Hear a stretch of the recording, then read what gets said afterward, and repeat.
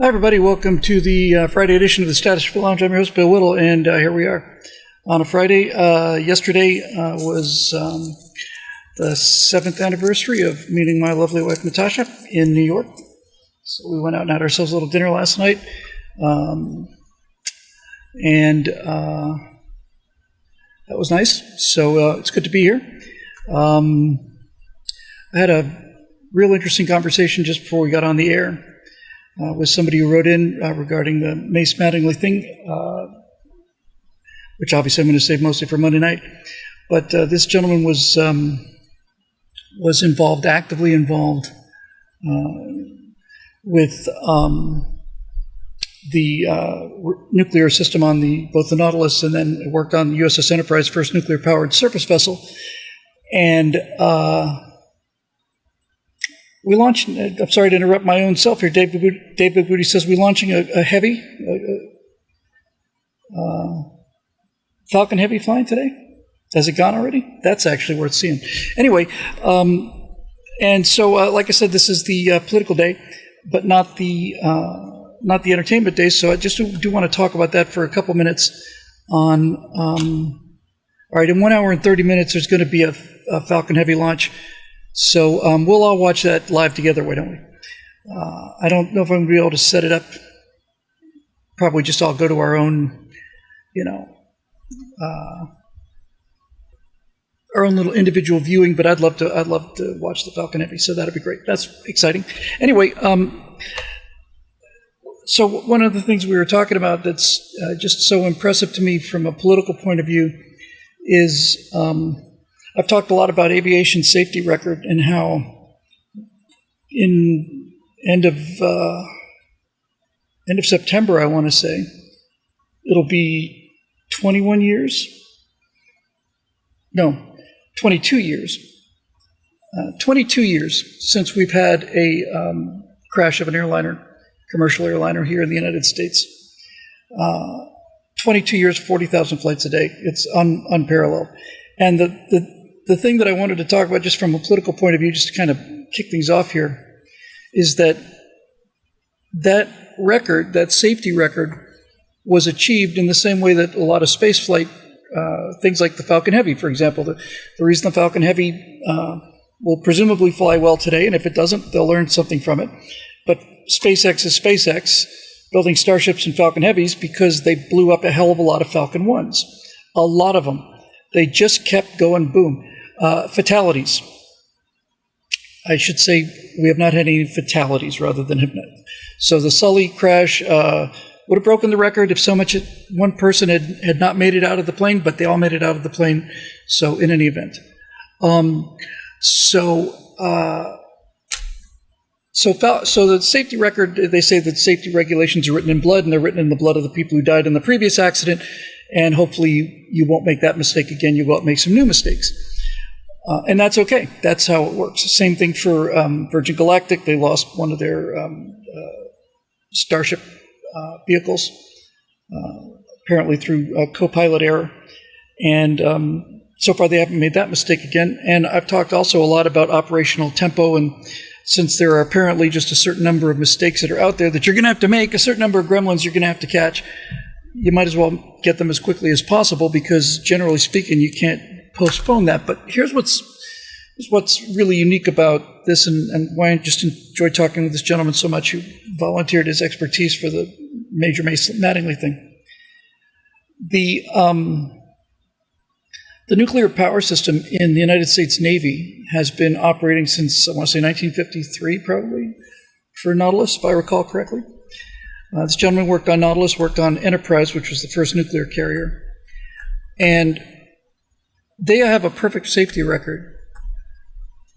A perfect safety record. Now, certainly there are not as many nuclear submarines in action as there are commercial jets. However, it is a extraordinarily difficult engineering challenge. Oh, hello to Honduras, by the way, and Louisiana, and everybody else from everyone around the world and all the ships at sea. Thank you. It's always great to hear from people around the whole planet. But here's what's interesting about this, and I had a shadow of it, but just talking with him gave me a real appreciation for it. Nuclear reactors in submarines, in fact, the nuclear navy, including surface ships, has a perfect safety record, just like the aviation community has a perfect safety record for 20 years now, 22. But unlike commercial aviation, where all of those safety issues are the result of having made fatal mistakes and learning from them, naval reactors got it right the first time, and they haven't had an accident since they've been sailing, and that was 1953 for Nautilus, I think, 53. So just think about that for a second.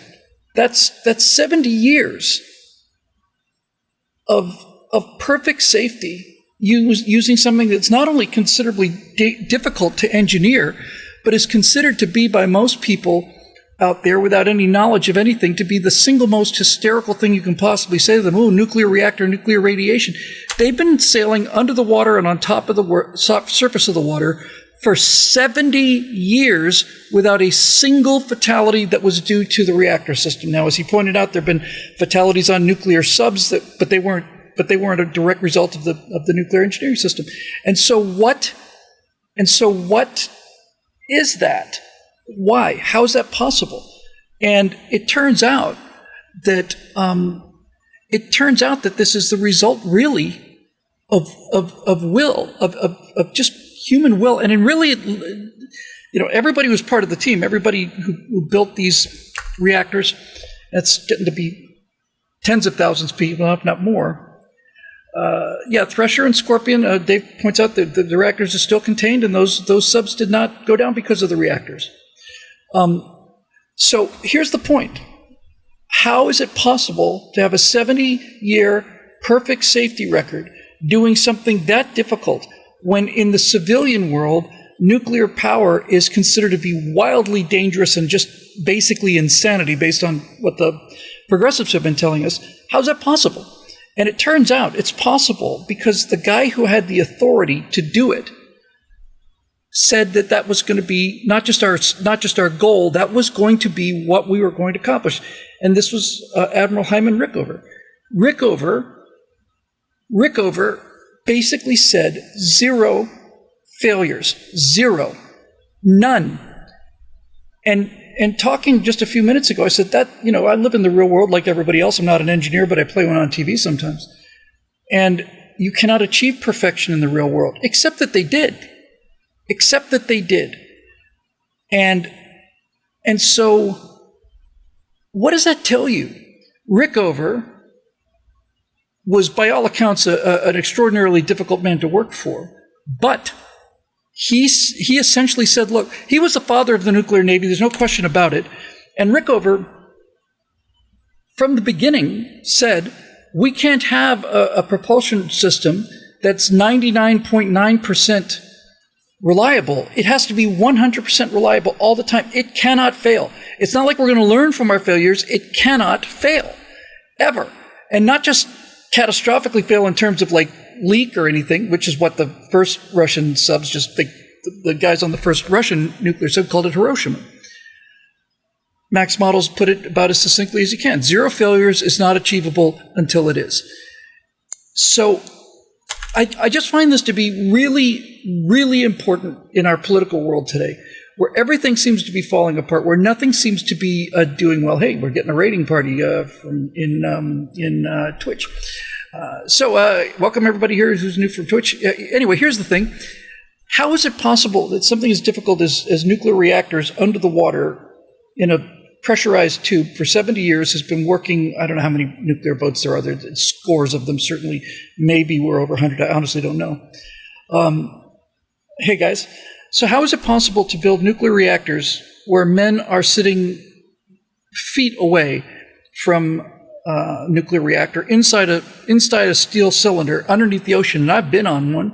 I've been, based on my knowledge of a Los Angeles class sub, I figured I had my back to a reactor that was probably about 7-8 yards behind me, something like that. I want to say maybe a little more.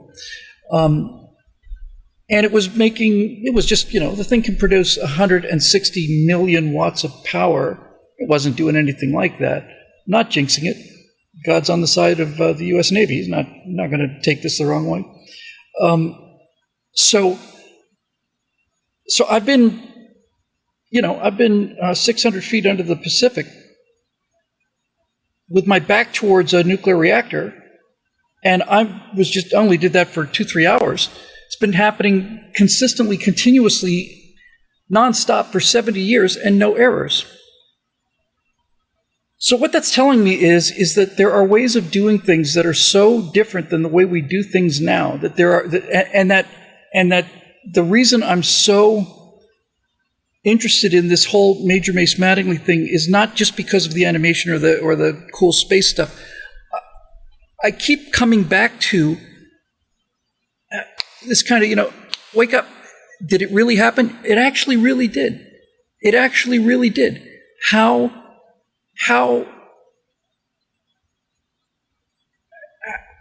What were we doing in the 50s and 60s that's not happening today? U.S. Navy has had 93 nuclear-powered vessels, of which 72 were subs. Sorry, 83, not 93, says Max. Okay, it's interesting. 83 nuclear vessels, 72 of them are subs. That mean 11 nuclear carriers. There's got to be more than that. So we have 11 nuclear carriers now. Now, plus Enterprise? Maybe. In any event, when we think about things like balancing the budget, or we think about things like, hey, can we build, just a decent highway? Why did it take? I don't know. I think they said that the widening of the 405 freeway, which is the most busily traveled road in the world, and which is about 200 yards away from me. Why did the widening of that freeway take 11 years, during which it was much more congested because of the construction work? Why did that take 11 years when things like the A4 were basically, or the U2, it's like, do you want to do this? Yes. Do you know what you want to do? Yes. Do you have the money? Here's the check. Done. It's ready in 4 months. How is this possible? These are, and when I say ready in 4 months, we're talking about things like the U2 or the A4 or the SR-71. That took a little bit longer, but you know what I'm saying? These weren't like decade-long processes. We just decided we wanted to do something, so we did it. And as Eric Blake points out, that's why we have nuclear vessels. And a first-time chat from Raider. Things last and are quick. They can't keep stealing your money. Oh. Well, there's some insight. And from one of our Raiders, by the way, in the Twitch stream, Jules 1533. He's got it. It's really got it right. If things are if they build them to last and you build them quickly, then it's not an endless money spigot. And I'll tell you why I think he's exactly right. Because during the expansion of the 405, which I think they predicted would take 4 years, and it was 4 years of construction. I want to say it was 11 or something. But this was something that I noticed. I don't know how many other residents of our fine, fair city noticed this, but I certainly noticed it. They spent years and years and years and years and years widening that freeway 3 times over the length of time that it took, and God knows how much over budget. However, here's what I noticed. There is at the very top of Sepulveda Pass an arch, a bridge. It's a highway overpass, and it's very high as these things go. Narrow and high, it's right at the very top of the 405, at the top of Sepulveda Pass. And when they widened the 405, they realized that this bridge was going to have to come down. And when the bridge came down, the concrete structure, when the bridge came down, that meant that the freeway would be closed, not narrowed, closed. And I forget the exact numbers, but they were something along the lines of this. The contract read that the 405 freeway, again, the numbers are, I don't know if these are correct, it sounds about right, but the wording was essentially this. The contractors were given 36 hours of closure of the 405, busiest road in the world. They said, we are going to close this thing for 36 hours, and every hour after 36, you have to pay $100,000 or some incredible number like that, because you're basically choking off Los Angeles. It's just the whole. If you know anything about the geography of the valley and LA, The entire West Valley, San Fernando Valley, you can't get there from here, at least not in large numbers. Not going to take, hundreds of thousands of cars over Laurel Canyon Boulevard, which is single-lane highway, for example. So what they did was they basically said, okay, we're going to pay you money to do this. However, if you don't do this on time, you're going to lose a lot of money, and you're going to keep losing money as long as this road is closed. So guess what? They did that part in less time than they were allocated. They did it in 30 hours or something like that. So we're just nothing but victims of our own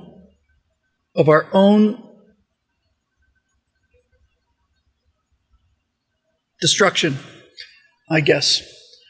What we can do and what we do are so different. They're so immeasurably different from each other, and that gap gets wider and wider and wider and wider every single year. Which is why I'm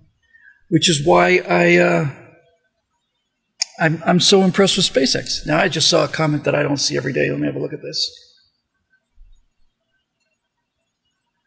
Chris Elsasser writes, "Hey, Bill.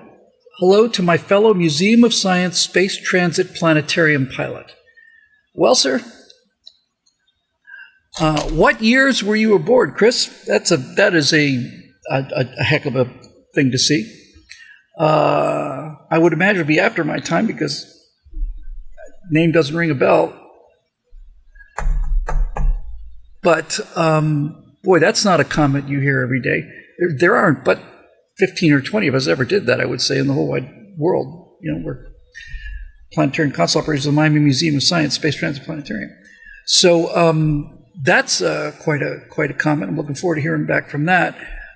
And while I'm here real quick, let me just do a couple of super fast super chats. We have one from Cody Fett.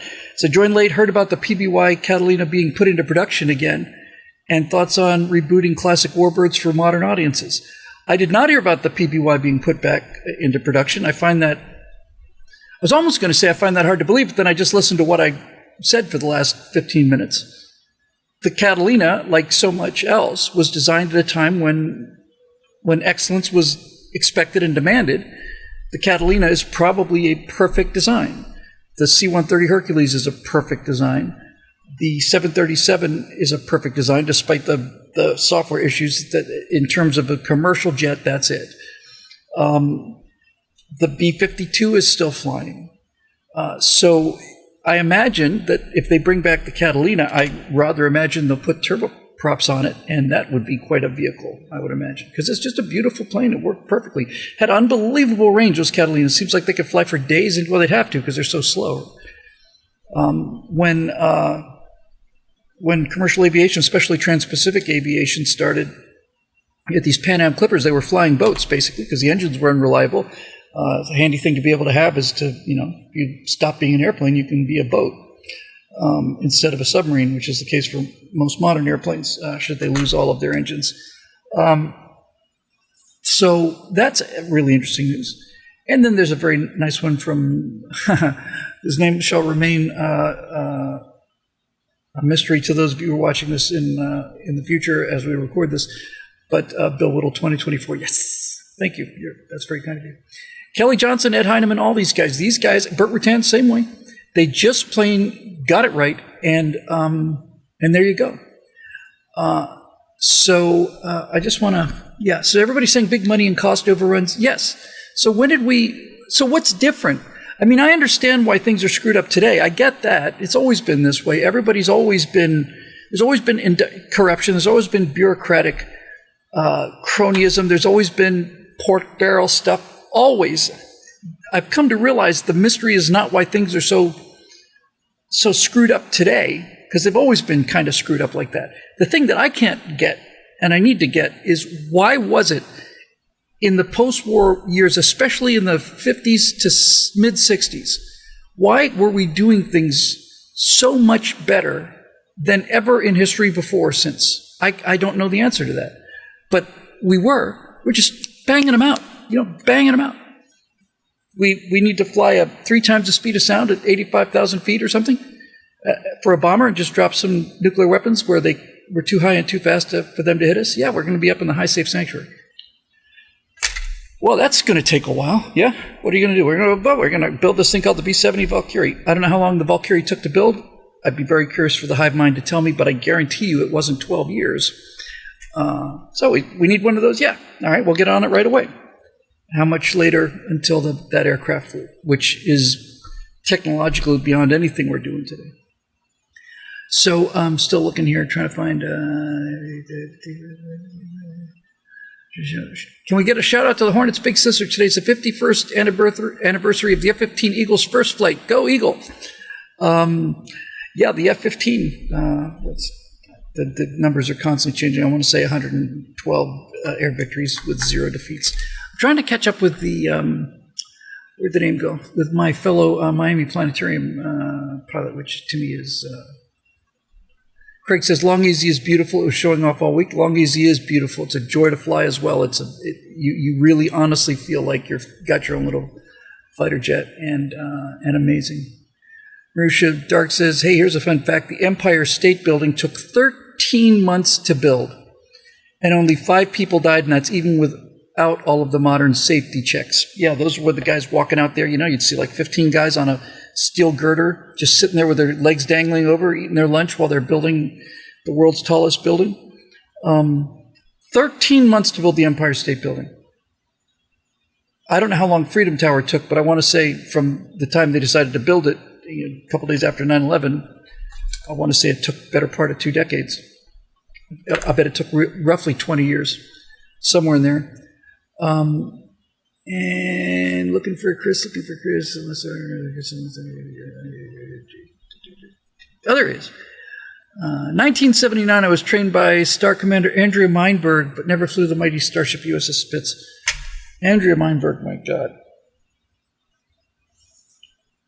So 79. So you were there you were there just as I left for college, for the University of Florida. 76 to 79, Chris. We must know each other. I mean, I was there for most of that time. Is that your actual? Is Chris Elisari your name? I'm kind of thinking maybe it isn't. If it's not, can you just give me your first name?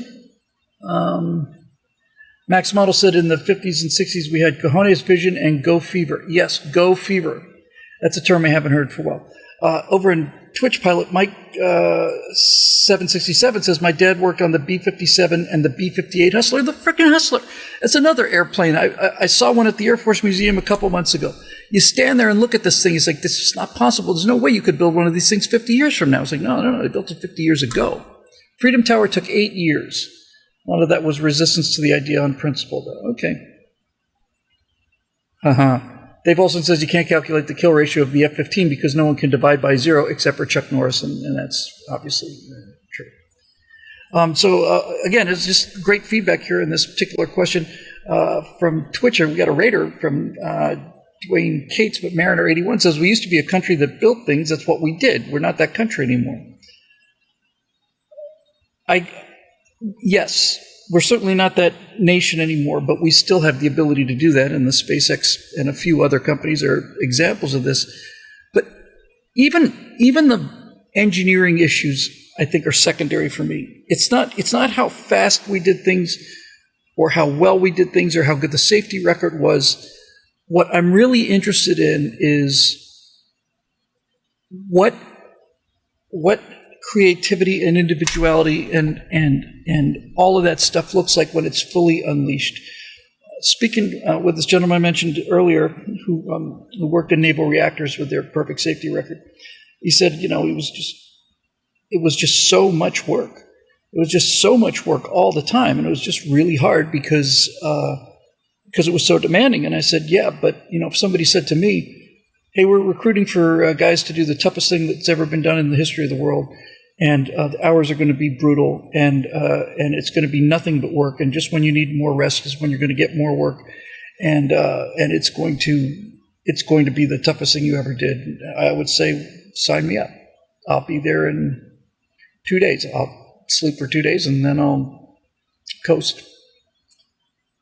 And this is not only something that progressives don't understand or are incapable of understanding, but I kind of suspect that most other nations are not really quite there either.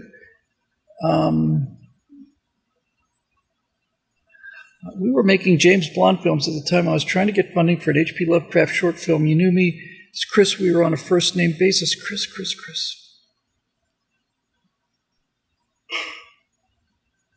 The James Bond movies. My gosh. Well, Chris, it's just so good to see you, man. Phil Trick is often here. I don't know if he's here tonight. He left before you got there, but wow, that's a ton of memories.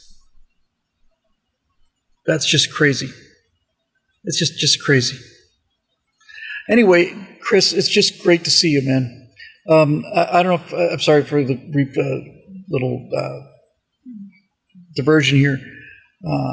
But I was at the Planetarium Dome about a year ago, and I took a look at it on Google Earth, and it looked like, because the museum's been closed for years now, the old Museum of Science. And I went to see the dome, and I couldn't really see the dome. There was like some trees there and stuff. I saw a little bit of that kind of light, pale yellow.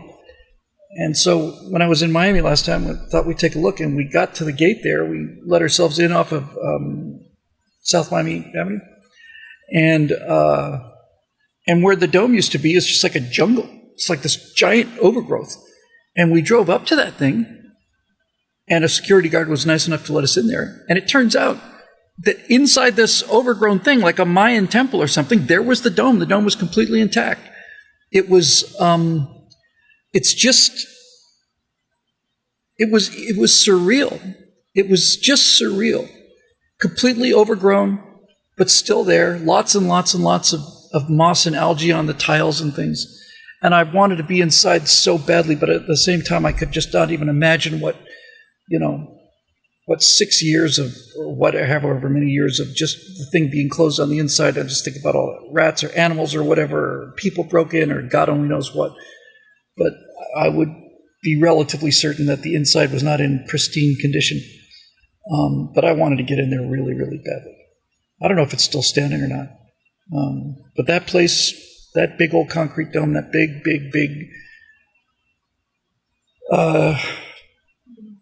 yellow and green tiled dome with the aluminum strips over it, that place had a lot of memories, and not just for me. I remember, I actually think this is related to what we're talking about. Because when I started there, 1973, at the planetarium, on a Wednesday night, we'd have 200 people, 250 people there. On Friday nights, Saturday nights, we'd be sold out, 366 seats. People would just come with their families, and they'd sit there, and they'd fly around, look at the stars and stuff. And every single year, the attendance kept going down and down and down and down and down. And last several times I was there before they closed, I mean, you walk in there on a show, you might see 20 people in there, 30 people. I don't know. I know obviously with computers, there's a lot of things that computers can do that you used to have to go to a planetarium to see these things, but I don't know. There's just something about the idea of like, yeah, what are we doing tonight? Well, we're going to take the whole family, we're going to pack up the kids and put them in the car, and we can either go see the biggest ball of twine in Minnesota, or we could go to the Miami Planetarium and see this new show by Jack Horkheimer about the Apollo program. And so it was just plain full. And I've mentioned this before too. In the ambulatory, in the area, there's an inner dome where the aluminum dome is, and that's where the show is. And there's an outer dome, and it's probably about 10 feet just wide or something, maybe a little more. And we had these black light paintings that were done by this artist, done locally for the planetarium. These enormous, tall, huge things that were done in black light, because black light was a big thing back in those days. And thank you very much for that thorough ride. And I will. So it's not even that people, as Max Miles points out, that people got bored with the universe. When I was there for at least 10 years, these things were just, you could reach out and touch the surface of them, but nobody did, because they were paintings, and they were beautiful paintings. And so for 10 years, 15 years, something like that, these things were just in immaculate condition, and people would come in and they had some time to kill, and they just stand in front of this. Oh, look at that. Oh, there's the Apollo command module over the moon. There's Jodrell Bank radio telescope. Here's Galileo looking at the thing. And then over time, and I don't remember when it was, but it was certainly before 2000, it was probably in the late 80s, early 90s, somewhere in there maybe even mid 80s. You'd start to see somebody mark something with a pen, or somebody scratched something, and then somebody written something, and then somebody drawn some obscene thing on something. And so they took these beautiful black-like paintings and they put sheet plexiglass over the front of them. And then as time went on, people started scratching their names in the plexiglass and banging it and stuff. And finally, they had to take them out and cover them all, the whole thing up with particle board to protect them. And then I come to visit the place the last time I was there while it was still open, and it's just rained, as it's always just rained in South Florida.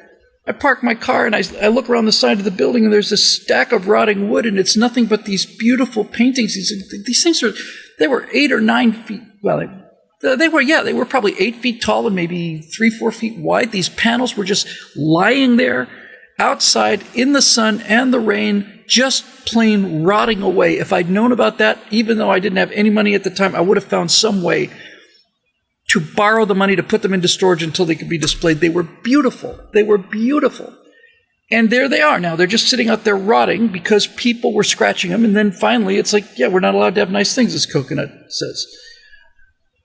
So what happened? Because I actually think that the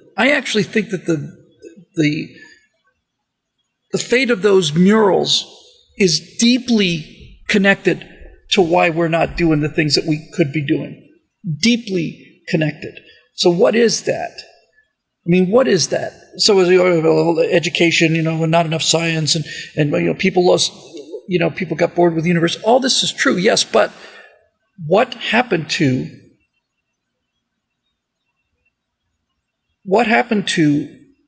the idea that you don't write on paintings?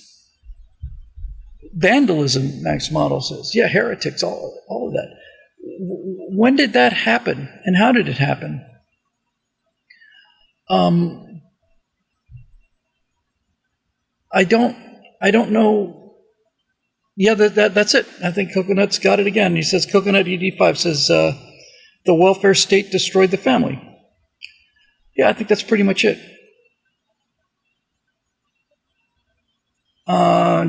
Marusha says that I'm reminded of the wonder of the first Jurassic Park and people getting bored by dinosaurs by the time Jurassic World as they become commonplace. There's something in there too.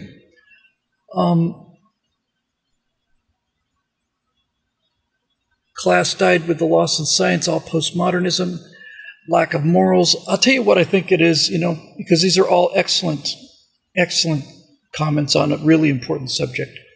But I think when you get right down to it, really right down to it, it's a result of the subversion of this culture by communists and the left over the course of the last 50 years. But I think we got to the point where we just lost pride in who we were, because it was just not done. And by the way, when I say no dads is a big part of it, you could maybe blame the birth control pill for a fair amount of this stuff. And there's a lot of advantages to the birth control pill, but basically what the birth control pill meant was that, if women are pregnant all the time, basically they have to be married. They're stuck in marriages. Marriages lasted. They weren't always great marriages, but at the same time, I think when I look back on the people I know who are my Aunt Marty's age, their marriages seem to be better than they are today. It's a general rule. But in any event, the birth control pill allowed women independence, and then the state stepped in, obviously not just women getting public support, but it provided a survival system independent of the family. And once that was in place, it just got bigger and bigger and bigger, and more people there. So now,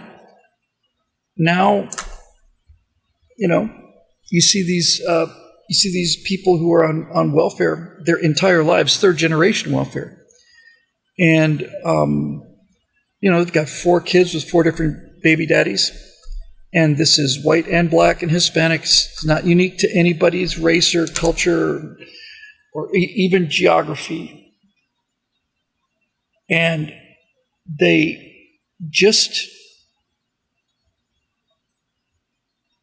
don't have to behave because they don't have to behave. Sven says husbands are not needed anymore. For survival, anyway. And you know what the funny thing about this is, and we've talked about this a few times as well, when you make the separation like this, what I think we're finding out there is this. Husbands aren't needed anymore, and neither are wives. And the team that's going to come out of this healthier are the men. It's the women. It's the feminists who said, "Well, women need men like a fish needs a bicycle." So there's a lot of bicycle-free fish out there, and they are more unhappy than the men are. Men are just keeping their heads down and just not looking for any trouble, which in itself is alarming. But the women are going nuts, and they're going nuts pretty fast. Everywhere I look in the pop culture out there, it's like women are expected to be the aggressors, and furthermore, they are the ones who seem to be, more than men, really seem to be reveling in just being sluts. Like they're just, it's de rigueur for them. It's just, it's an identity thing. And then when they decide they meet somebody they really like and they don't know why this guy's not asking him to marry them, and he says, well, because you've slept with 200 guys and you're 24 years old. There you go. It was the money men who wanted women working and out of homes, dude. Well, explain it to me, Jonathan. How does that work? Because I know how the birth control thing works, but how is it that the money men wanted women working and out of homes? I don't think the money men had much to do with it. I think I lived through it. I remember the women's lib feminists pushing that particular agenda. Blind Frankie says, I don't think I ever saw a single happy feminist. I don't either. K Wolf says, I blame auto-tune, and that's obviously the ultimate answer is auto-tune. That's really it. And as people are pointing out on YouTube now, many men are going overseas for their wives. That's what I did. I dated just about everybody in Los Angeles, I think, at one point or another. And LA being LA, long before I met my wife, I said, hey, Bill, what's the dating scene like in LA? Well, it's pretty simple, really. The men are weak and the women are crazy. And the weak men make the women crazy, and the crazy women make the men weak. And nobody's happy. They're all miserable. Natasha never steps out of the house without looking like a model. She doesn't get dressed up. It's not like she spends hours and hours and hours on it. It's just everything she does is just elegant. She's a photographer and a painter. She's got a tremendous eye, and every time she walks out of the house, she looks like a movie star, because those are the clothes she buys, and it's hard to find that in LA.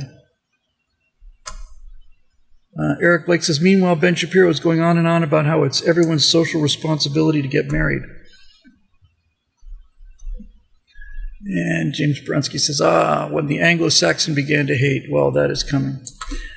Yeah, I kind of suspect it certainly is. I think Anglo-Saxons are getting pushed pretty far here. Getting so many, I usually don't read this many comments, but they're all just so excellent today, unlike the usual blather that usually comes out of the peanut gallery here. Natalie Hildago says, taking God out of society. The church was where the poor came and then the state stepped in to take care of the poor and the family fell apart. Sin is growing as the closer for the time for Jesus to come. I'm not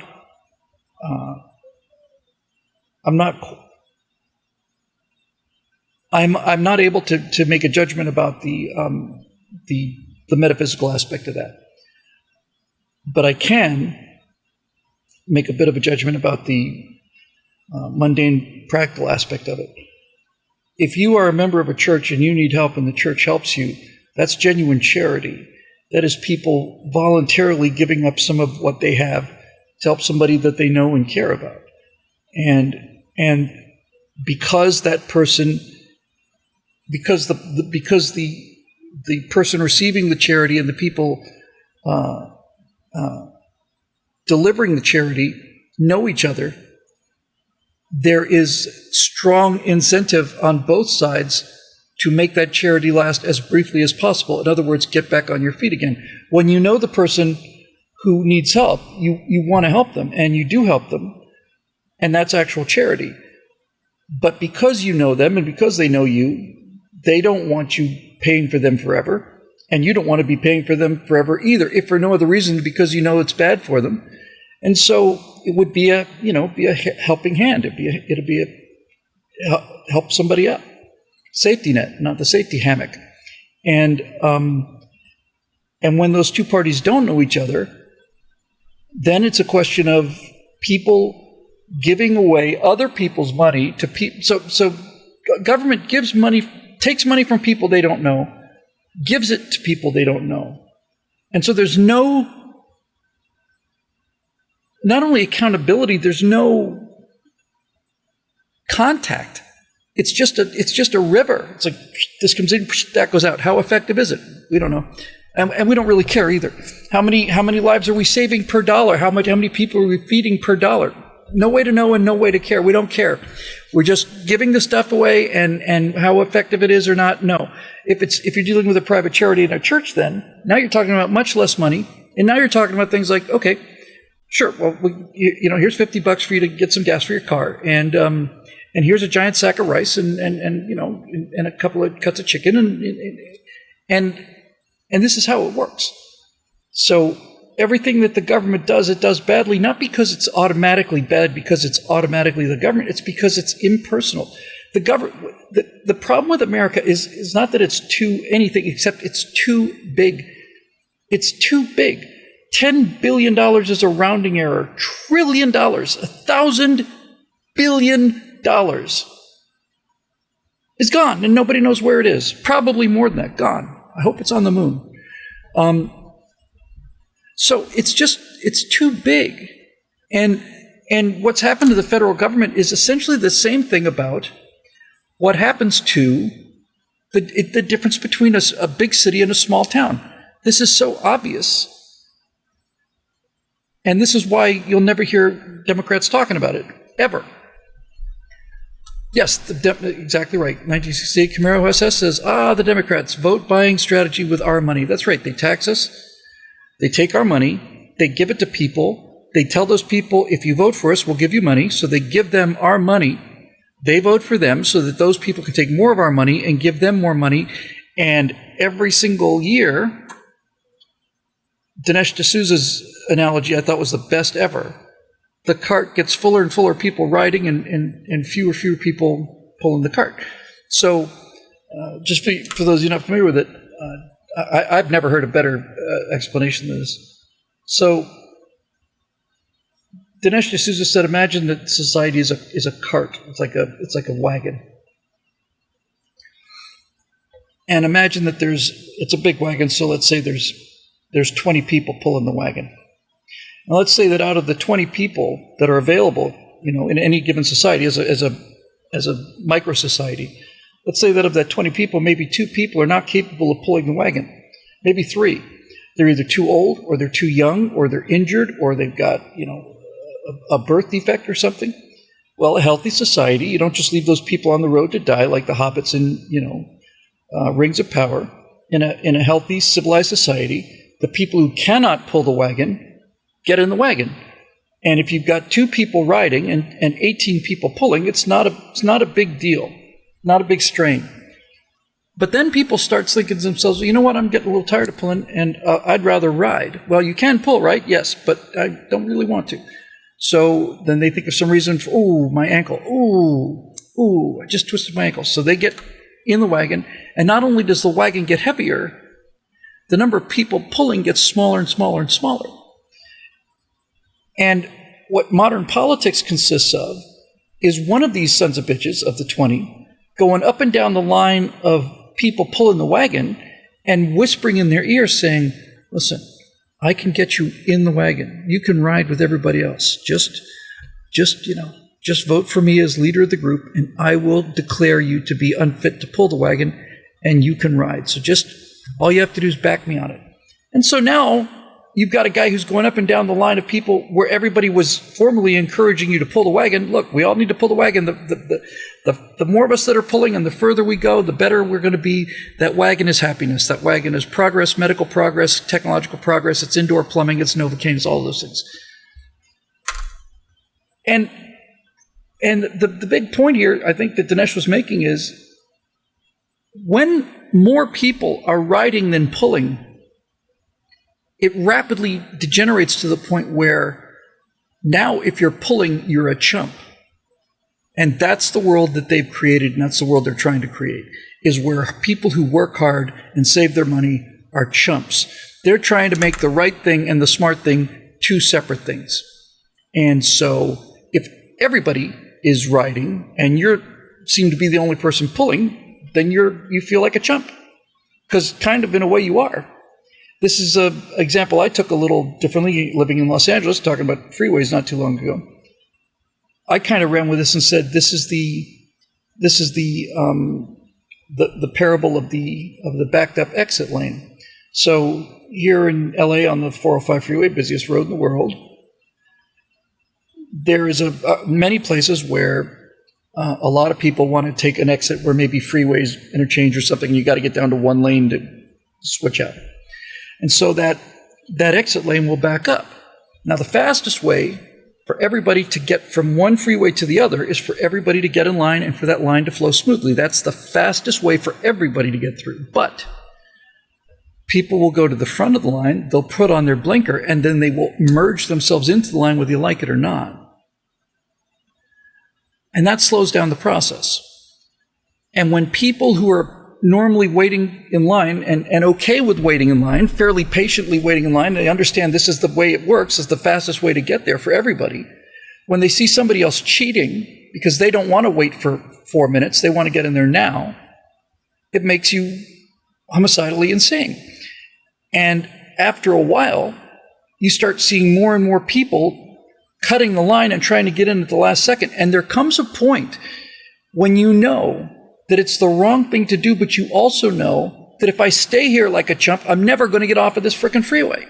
And the temptation to cheat and do this becomes ever greater. And now you've got all these cars that are trying to merge at the last minute, and everything slows to a complete crawl. Everybody gets there later. It's a tragedy. And there is a way to enforce this. There's a way to make sure that doesn't happen. And the way to make sure that doesn't happen is to put a policeman there and write tickets for people who merge into the lane at the last minute. Marusha says self-driving cars will solve this. And as usual, that's an excellent response to a problem that's not the issue. The problem is not cars. The problem is not traffic. The problem is narcissism. It's selfishness. It's a world where the distance between the right thing and the smart thing gets bigger every day. And self-driving cars are not going to solve that problem. That selfishness is always going to be somewhere else.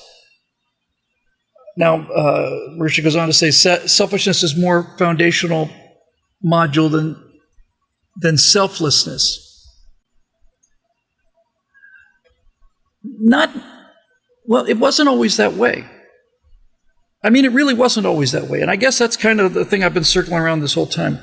You know, it's got to do with the murals. It's got to do with, with us building all of these incredible machines and nuclear power, all of this stuff, all of it ultimately comes down to, well, there's a word that you don't see very often.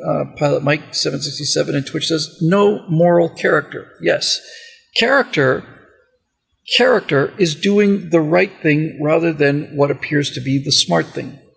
Character is very simple. All of these rules, like the rules on merging and the rules on the cart, all of these things are designed for the greater good. It does the most good for the most people, but it requires delayed gratification. It requires you to play ball. Play ball. You got to play by the rules. The rules are you don't cut the line, and so when the rules are enforced, people don't cut the line. It's true that people do want to cut the line, and people do want to get there in a hurry, so you have to make sure that they get punished for it. And when they don't get punished for it, they'll do it. And when enough people do it, then you get punished for not. You get punished for playing by the rules. All right, anyway, let's do some questions.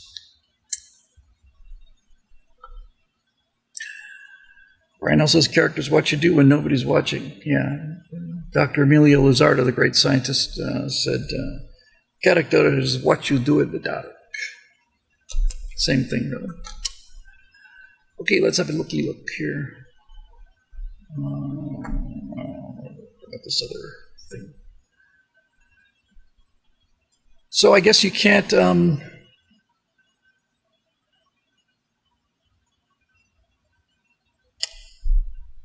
I think that. So where does that willingness to wait in line come from? Where does that? What molds people out of natural narcissism? It's education and it's parents. It's mostly dad saying, what are you doing? Why are you doing that? You know that's wrong. Don't do that. Let's see what we got here.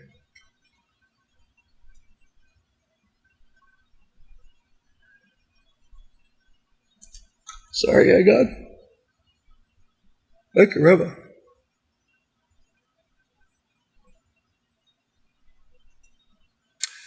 What's the countdown time there, Dave Big Woody at Mission Control? Working up the questions here.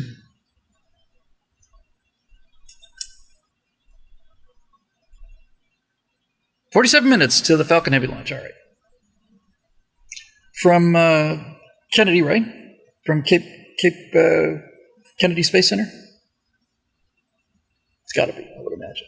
Because if it's flying out of, it's not flying out of Vandenberg, but if it was flying out of Vandenberg, you'd be looking at a blank screen for a while here, and I'd be out there looking off to the west.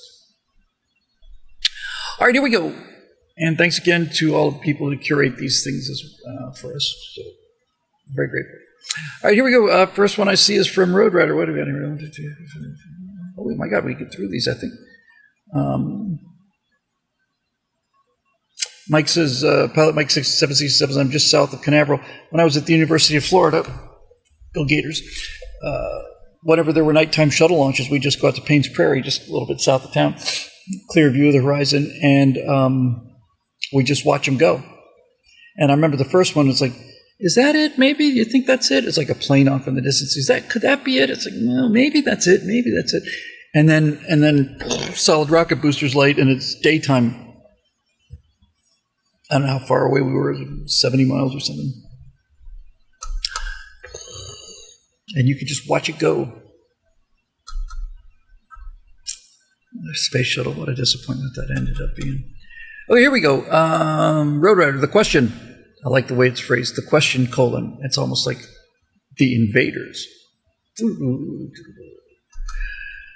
Whistleblowers. How to tell if a whistleblower is a truth teller or blowing hot air. What are your go-to filters? Colonel Vindman versus Trump, bad whistleblower. IRS and DOJ versus Biden and Biden, good whistleblowers.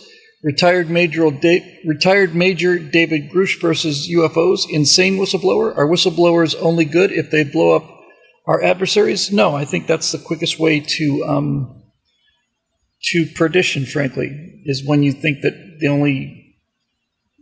that rules should be enforced on the other side and broken for us. That's how we're in the trouble we're in now. So I believe in the rules being enforced on everybody. So to me, the answer is startlingly obvious. Actually, Roadrunner, how to tell if a whistleblower is a good whistleblower or a bad whistleblower. To me, the answer is extraordinarily simple. If it's a good whistleblower, they're telling the truth. They're telling the truth, and they can prove it. I think that's the answer, just right there. They're telling the truth, and they can prove it.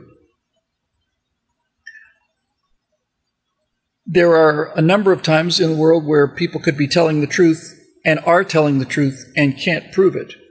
And you want to believe those people. You'd like to say, well, since they're correct, it'd be nice to believe them. But unfortunately, this is the same equation that you have to deal with in terms of the presumption of innocence. If I can't prove that somebody did this murder, then they're not guilty, even though they probably did it. Talking to you, OJ. And letting one murderer go free is better than condemning 10 innocent people because somebody said, I saw you do it. Prove it. I don't have to prove it. Go to jail. Go to the gallows. The Soviets were openly, consistently over the course of some 70, 80 years, time and time and time again said the precise exact opposite. They said it again and again and again. Better to kill 100 innocent people than let one spy go free. Okay, there you go. That's what happens when you're looking at society as a machine and not as a group of individuals. So as far as whistleblowers go, they got to be telling the truth, and they got to be able to prove it.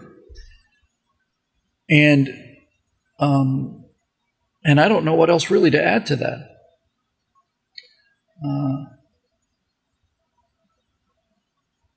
I have not been following all of the sort of details, but I do know that having watched things like Watergate in real time, although God knows I didn't want to. I was 14, I guess, somewhere around there.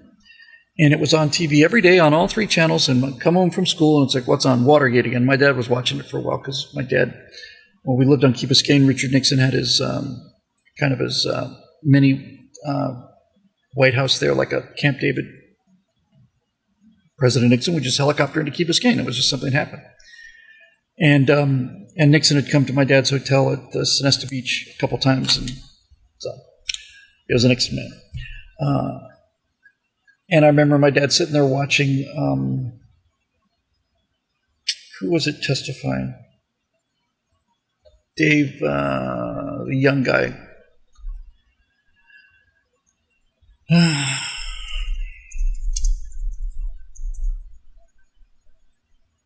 thought it was David something.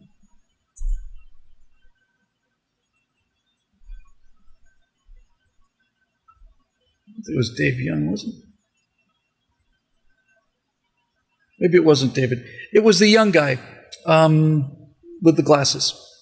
Anyway, my dad was watching him, and he was saying things like, traitor, you know. I never met Nixon. My dad did. John Dean, thank you. It wasn't David. John Dean, that's the guy. And he was saying, this son of a bitch, Dean, you should be loyal to your boss. He's made you what you are, and, that's my dad's ethics. Something we said for that. Yes, John Dean, thank you. Here's my point.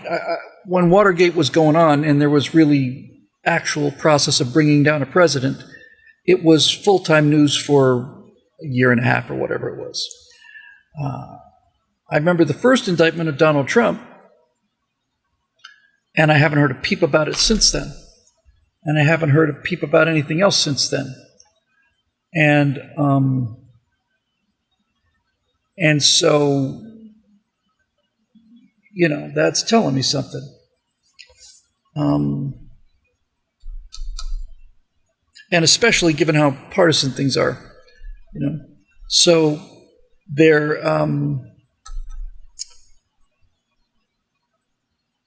if it had the kind of, if these indictments, if these kind of whistleblower type, similar type situations had the kind of weight that Watergate had, I don't think they would just vanish. It just seems like the entire purpose is the indictment. Just get him indicted. Maybe if we indict him 50 times, then he won't run against us in 2024. It's like, well, we impeach him. Well, that didn't work. Well, we'll impeach him again. See, nobody's ever been impeached twice.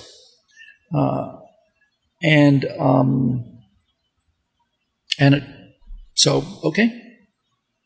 So you indict him 50 times. I don't care. I just don't care anymore.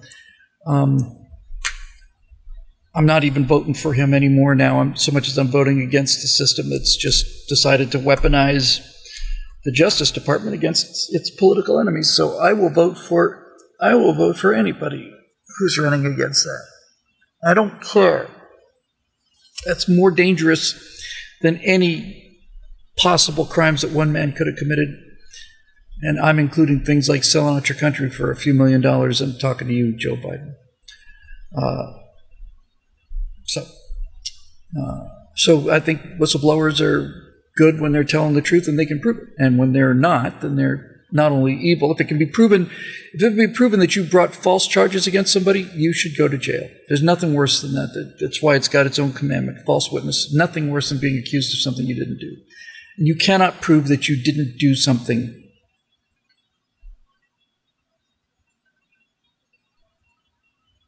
I don't know if I put that exactly the way I wanted it. You can't prove that you didn't do something. You know what I'm talking about. It's really bad to be accused of something. You can't prove a negative. Being falsely accused is a horrible, horrible, horrible feeling. It really is, because you get all of the hate and vitriol and all the rest of it, and you aim some of it towards yourself, because if you had done those things, that would be reprehensible, but you didn't do them, so there you go. And it's a terrible feeling, and people who do that intentionally should burn in it. Okay, moving on. Eric Blake. So, watching Thursday's Right Angle, I noticed you and I are of one mind on this issue. The vital elements of the exodus from the big blue states to keep in mind is the resulting changes in electoral votes. Yes, we did a Right Angle called Bleeding Blue, where Steve talked about the financial loss of the top 5 states that are losing billions and billions of dollars as the middle class is being forced out of those states. And I pointed out that not only are they losing the money, they're losing the votes, they're losing the population. Losing the population means that eventually, over time, California's electoral dominance will get smaller and smaller and smaller. And the electoral cloud of places like Florida and Texas, which is already large, will get bigger and bigger. So New York and California, electoral votes are getting smaller. Florida's and Texas's are getting larger. I just wish they could do that calculation every 4 years instead of every 10.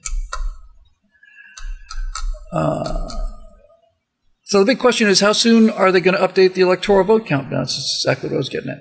Because I suspect if the update happens in time for I'm fairly sure, I may be wrong about this, but I'm fairly sure that the electoral votes are accomplished by the census, which happens every 10 years and which happened 2 years ago. It's 3. So the bad news is it's not going to change for a while. The moderately good news is when it does happen, it will probably be more dramatic because, number one, it's 7 years away, and I suspect that it's going to accelerate rather than just continue on a linear thing. I'm not 100% sure of that, but I'm relatively sure of that. Because I suspect if the update happens in time for the 2024 election, it might just be a perfect line of defense against the Democratic voter fraud. After all, the states getting bigger are the ones with cleaned up election processes, yes? And the fraud-ridden ones are getting smaller, so when can we expect that update? By Vectron's Golden Claw, let it be in time. Somebody can tell me the answer to this, because I don't know much of anything really when you get right down to it. But the electoral votes are counted along with it's the same process that determines congressional districts and representation, right? Why do I think that 2024 won't be fixed like 2020? I never said I don't think 2024 won't be fixed. I think 2024 will be completely fraudulent. However, I think the only saving grace on this is, how do I put this? Corrupt states will cheat as much as they need to cheat. That's what I think we saw in 2020, was that there was a system in place that wasn't a question of what's the margin of cheating. It's like, we will continue to raise the margin and the software will adjust the votes until we have a win. So yes, that's dismaying and terrifying. However, what I think the bigger issue is let's just say that the democratic states are irredeemably corrupt, okay? Because they are. They're going to cheat? Yes. The way I look at it now, it's not the way I want to look at it, this is the way I look at it now, is that those states that are irredeemably corrupt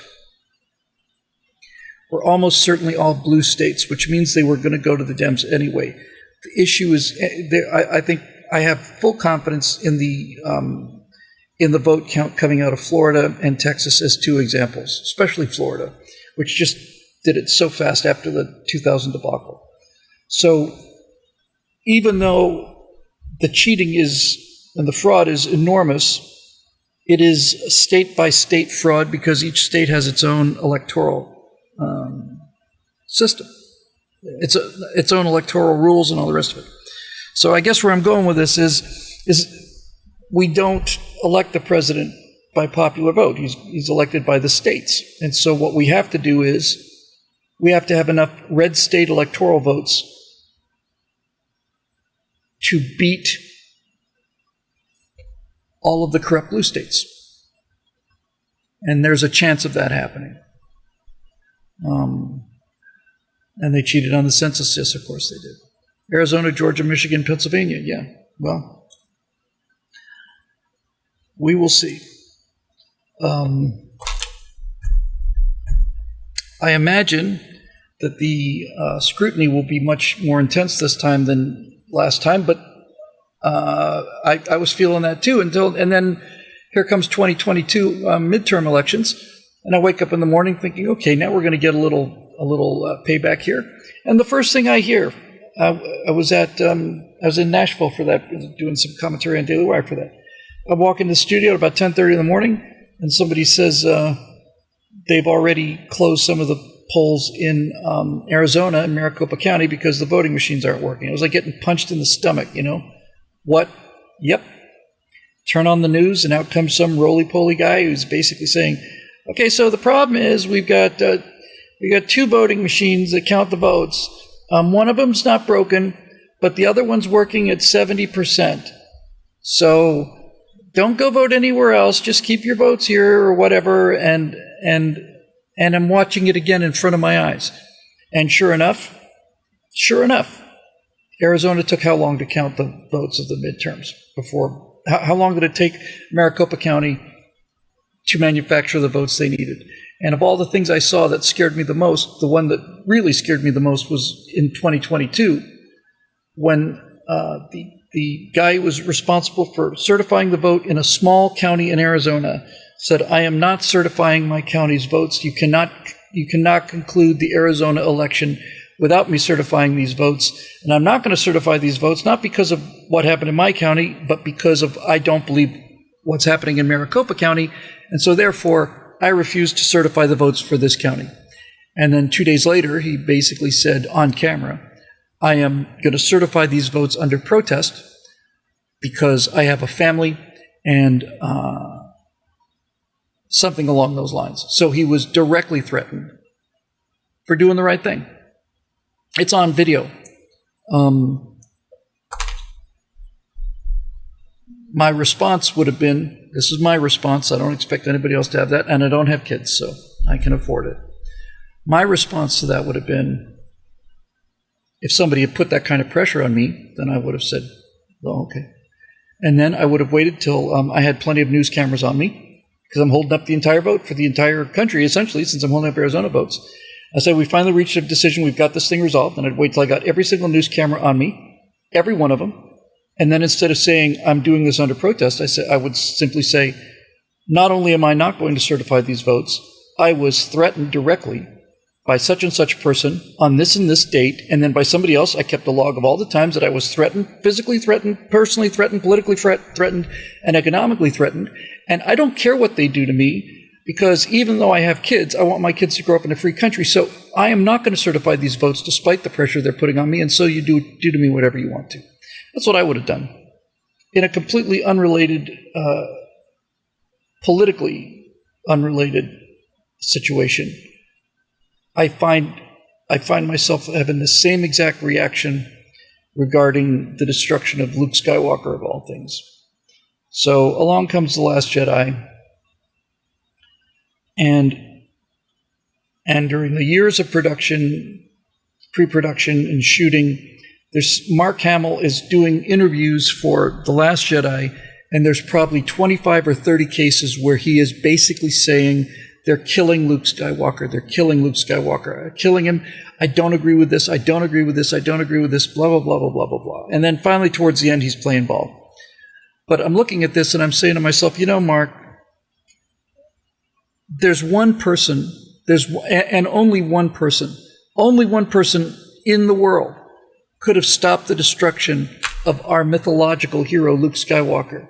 There's only one person in the world that could have stopped that, and that person is you. You could have stopped it. You could have simply refused to do it and gone public about it.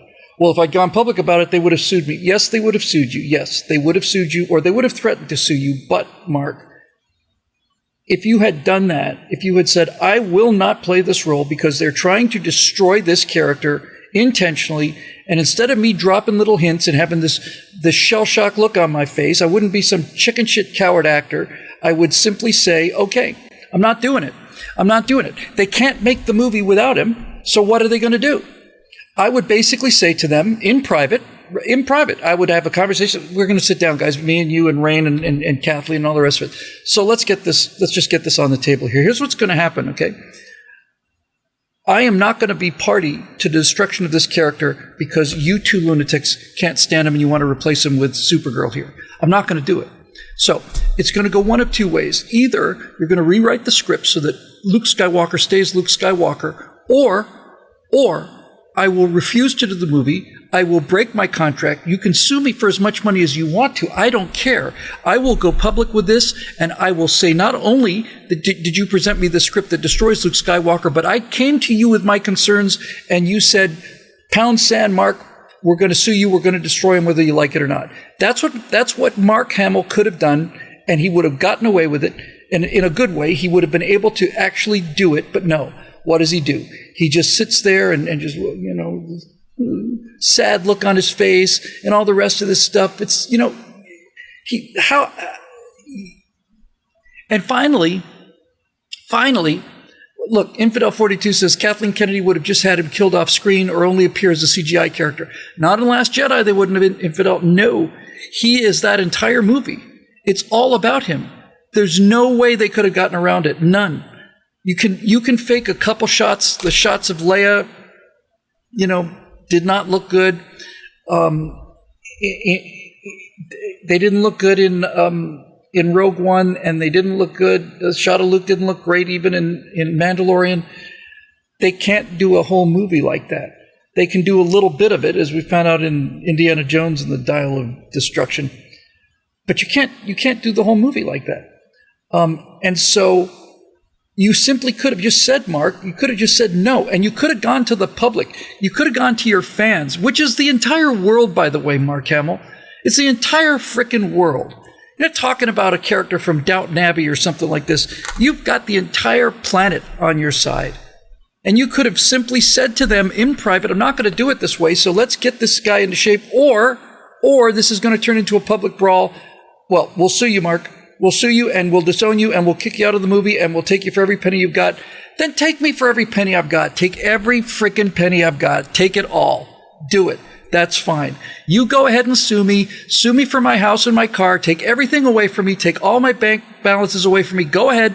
Do it now. You're going to win the court case. There's no question I'm breaking the contract. And the second that you take every penny I have, there's going to be a Kickstarter campaign started for me, and I'm going to end up with 4 times as much money as I had than when we started. So you can just go and F off. I'm not doing it. I'm not doing it. And that would have been it. And that would have been it. Eric Blake says, lest we forget, Harrison Ford paved the way for doing it way back when he told George Lucas, George, you can write this crap, but I can't say it. And Lucas gave in. They always give in. Haven't you noticed that? Anytime anybody stands up to them, anytime they run for the hills. This is the part that's the most unbearable. If we were facing Nazis or communists or Persians or Romans or something, you'd have an excuse. But we're not. We're facing dweebs and weenies and cowards, and they back down every time. Every time that we stand up to it, we back down.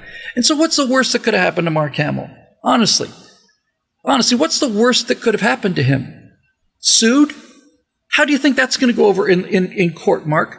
How do you think it's going to go over in court when the world finds out that you are willing to break your contract and lose a great deal of money in order to preserve the integrity of Luke Skywalker? How do you think that's going to play out in the court of public opinion, Mark Hamill, you miserable coward? So what do? You do the typical actor bullshit, this passive-aggressive kind of stuff. Luke's not like that. Luke is the ultimate optimist. I'm still doing the lines and I'm still putting a knife in the character, but Luke Skywalker's not like that. Shut up then, man. Shut up. There's one person who could have saved that situation, and that's you. I don't want to hear you crying about it. What a pathetic weakling. Just sad. Sad. Honestly. Just sad. Gutless coward. No wonder he's a progressive. Okay, here we go. Moving on. Bob Knife. Tough-looking guy. Cool-looking dude, actually. Just for fun. One question, 3 parts. Who's the most famous person you've ever met? Who's the most significant person you've met? Part, of course, from Natasha. And who's the most impressive person you've met? Well, I would want to go and say all 3 of them are me, but I suppose that would be just bad form. Let me think about the most famous person I've met.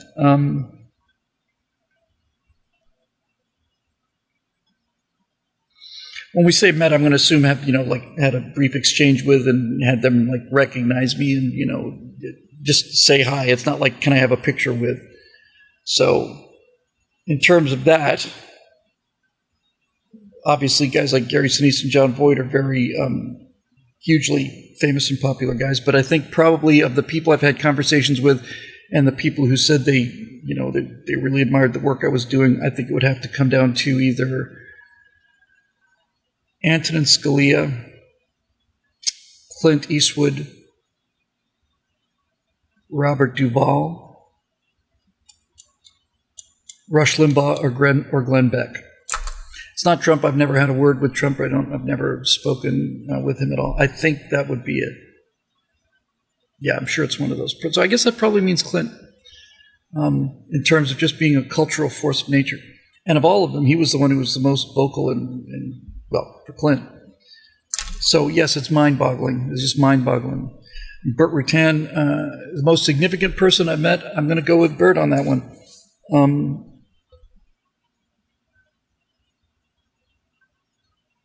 Most of the famous people I know are actors, and they're great actors and they're great patriots. All of those guys are great patriots. Tom Selleck and John Malkovich, of all people.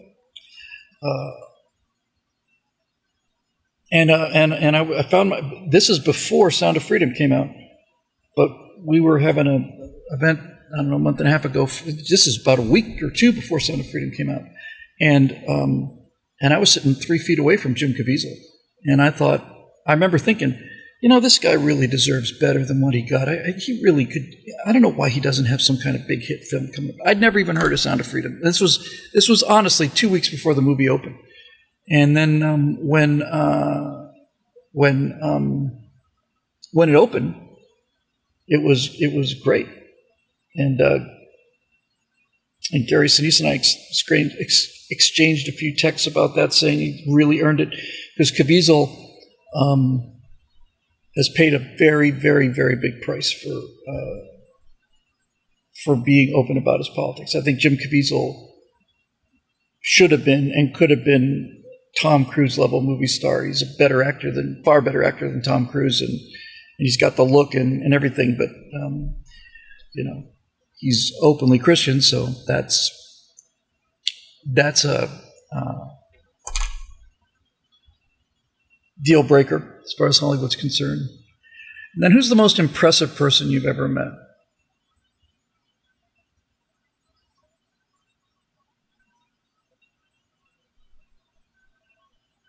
Well, I'll just go with my knee-jerk reaction. Phil Trick is the most impressive person I've ever met. Nobody knows who that is. He's occasionally in the comment stream here. And that's not going to mean anything to anybody, so I'm sure it feels like a dud question. But, yeah, Phil's the most impressive person I ever met. He's very smart, very hardworking, extremely humble, and he's just the best man I've met. And he's he's the most impressive guy I know, and he always has been. I met him when I was 13 or 14 years old, and it's been that way ever since then. Yeah, he's just a really good, just a good man in every way, and that's not easy, ever, but especially these days. Yeah, people throwing names like Dick Rutan and Andrew Breitbart, and obviously Eric Blake's going to be up in there, but Marisha Dark. But no, that's the first thing that came to mind, and that's my honest answer. So, hello, Bill. Do you have any thoughts on the closure of Nigel Farage's bank account? Do people need a constitutional right to a bank account, given the difficulty of operating in the modern world without one? People ought to be... I did not hear about this, but it's not hard for me to sketch in the details. We saw this with the Canadian truckers.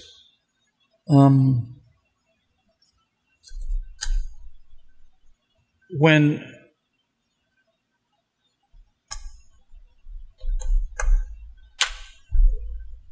See, this is the thing about the left.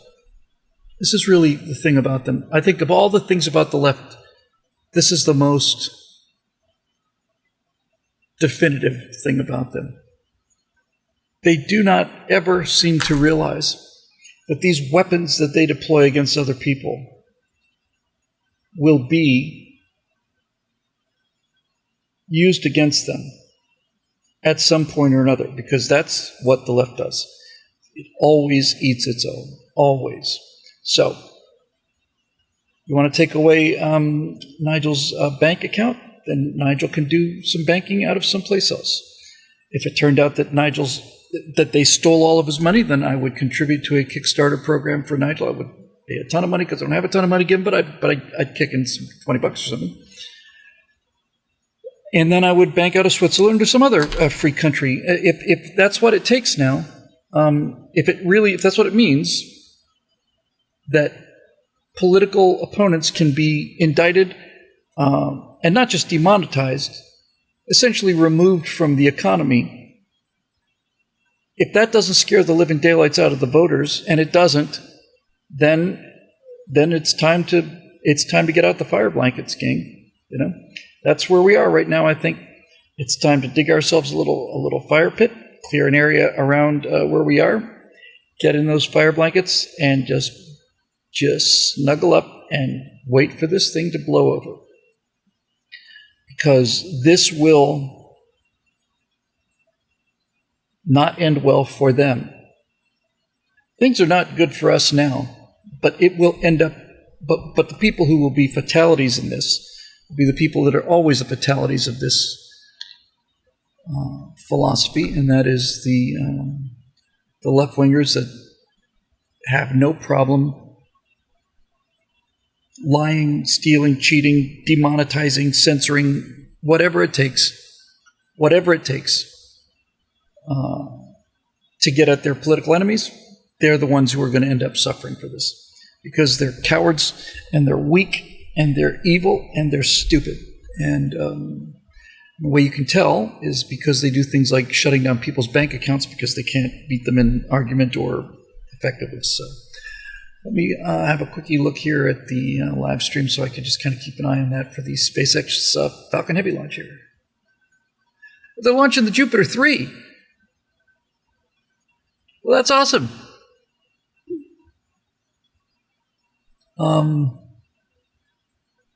And I was a fan of the Jupiter too. Let's see what we got here. SpaceX. some kind of stream going. And let me go back to the guys who know what they're doing. Dave Big Booty, is that the stream to be watching? Is it SpaceX? It looks like it is. All right, so I'm going to grab that window, see here in this amazing thing. By the way, just a small by the way, apropos of nothing, as they used to say. I have two different families of computers here. I have, the office is largely run on Macs because I have an iPhone and the Macs talk to each other very well and stuff. All the animation and stuff is done on PCs. The NVIDIA cards are all PCs. So what basically happens is all of the heavy horsepower rendering stuff I do on PCs, but everything else I do on the Mac. And I got a PC for this stuff, and it came with Windows 11, and I found Windows 11 to be the most frustrating thing I've ever seen. It's like Windows for slow children. You can't. It won't let you do things. You can't look for this file. You can't. I mean, simple things just won't let you do it. It's just got you right down this little chute where you can do this, but you got to. And here's Bing, and here's frickin' whatever they call in Windows. The new Windows Explorer, whatever. But that's not even the issue, because that's just, I guess, a matter of taste. What I found on Windows 10 is that I will have a file manager open thing, and I'll write some files, and then in order for me to see the files on the Windows Explorer, whatever they call the file navigator thing in Windows, I have to actually leave where I am, go someplace, and then come back, and then it refreshes. It doesn't update. On the Mac, anytime a new file is written, it just shows up. On a word search on Windows 10 can take you 4 or 5 minutes if you're looking for a certain term on a big drive. How is this possible? How is this possible? I don't know. Well, SpaceX is still showing us starfields. It's a nice slow crawl. It looks like it's only warp 2 or 3. I did the math of this, by the way.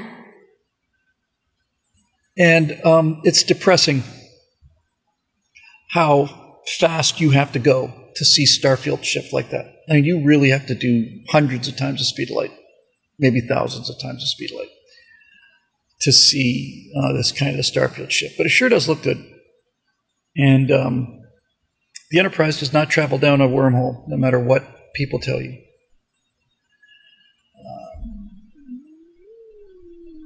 Okay, so let's see. We'll see if we get through a couple more questions. Got that window open, waiting for them to show. Oh, hey, whoa. Hold on now. Now they just went to Hawthorne. There's a bunch of people. Well, no, it's dark here. There goes. They're doing their little introductory thing. A lot of rockets going up there. Oh, there's a heavy.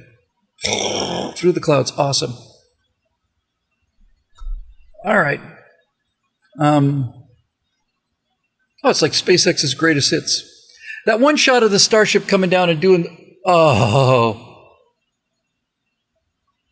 Yeah, these guys, it's there's SpaceX, and then there's everything else in the world. There's nothing is close to this. Nothing.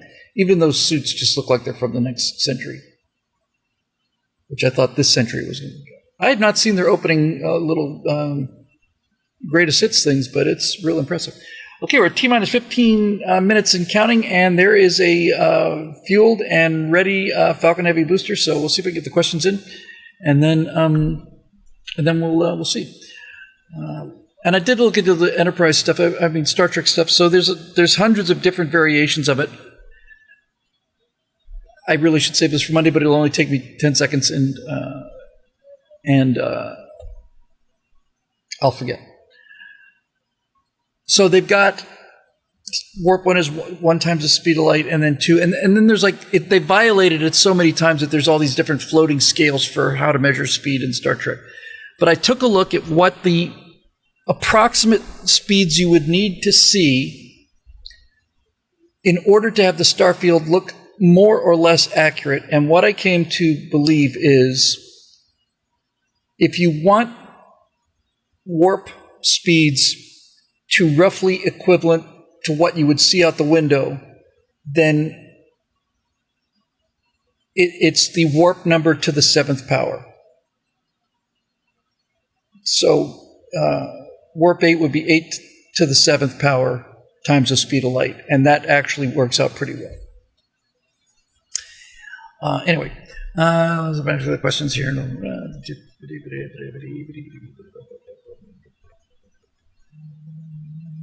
Where did my questions go? Oh, no. Here we go. 13 minutes and counting. Okay, broke college student, Rusha Dark, Eric Blake again, and I think we'll get all of them, but we may have to interrupt for the lunch. Broke college student. On Tuesday's show, you talked about how in the Cold War, the Strategic Air Command procured parts for a war that would last 100 years. If those men who ran the government were here now, what are the top 3 non-political problems you think they should address?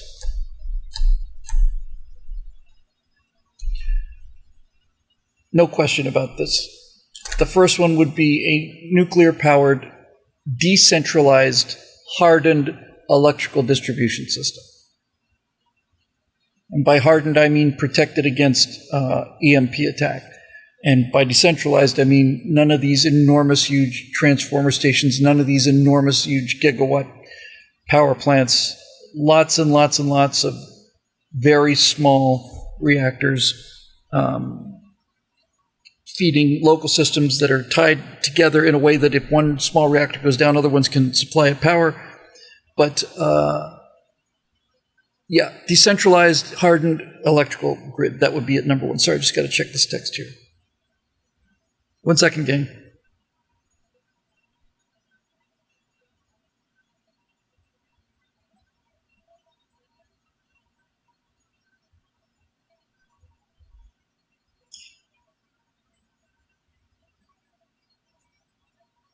So,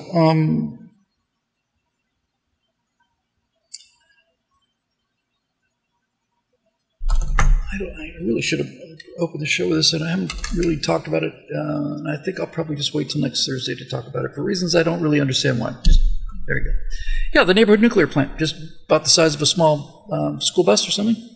Just bury it, put a big pool, swimming pool on top. Water's an excellent shield. And rock on. And then you'd have, 200,000 power plants scattered across the country. The loss of any one of which, or any 10 of which, or any 100 of which would be a minor inconvenience. Frank Gaffney's all over this issue. The electrical grid now as it exists,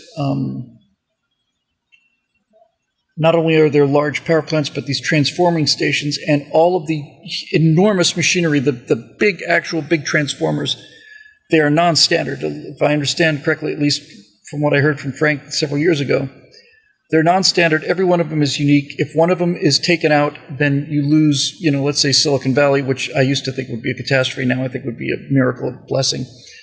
And it's gone for 6 months. So everybody's looking at SpaceX on different things here. I've got scan the QR code over the countdown thing, which is not really where I'd want that, but in any event, there it goes. So I don't want to scan the QR code. Elon, take the freaking thing off my feed, you rotten bastard. I have no idea what the count is because I'm looking at scan QR code. You're watching the replay of Tuesday night's attempt. They've been live for 10 minutes. I'm looking at it live. SpaceX Jupiter 3 Falcon Heavy launch. Right? That's live, yes? It says live. Comments are turned off. I'm hoping that's it. Correct? Yes?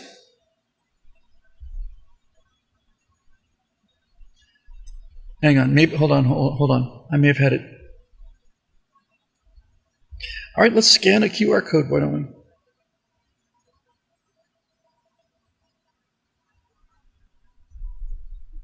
What's that going to do?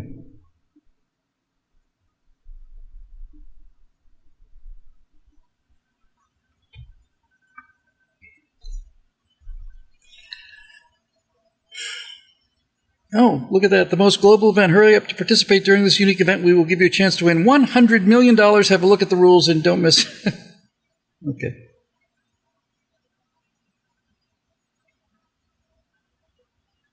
All right, whatever. Is anybody else seeing that? That QR code there on the... Hang on. Mauritius, as usual, has got the link. Oh, what the heck was I looking at? Was that a previous mission? In any event, I'm looking at it now. There's no QR code.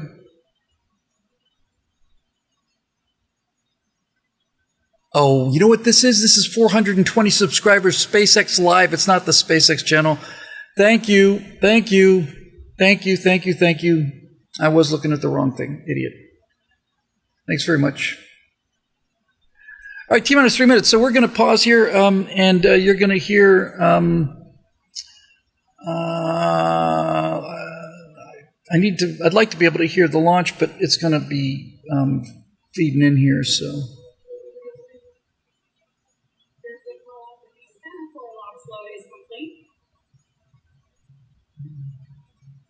So unfortunately, here's what's going to happen. For me to hear, hang on a second. Hang on. Come on now, Billy, you don't have a lot of time here. Let's make this happen fast. Where did I put that? Come on. Hang on.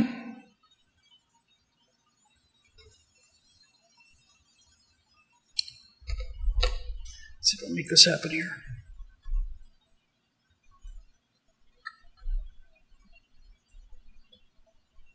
It's so quiet.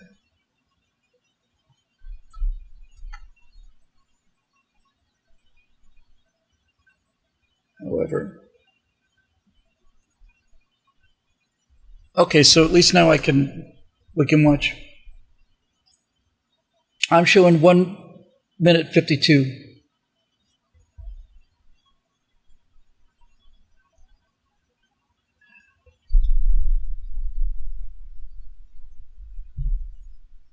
There's the moon. I'm going to have to turn off these lights here, gang. You're going to... Actually, you know what? I'll leave them. I'll just move them a little bit.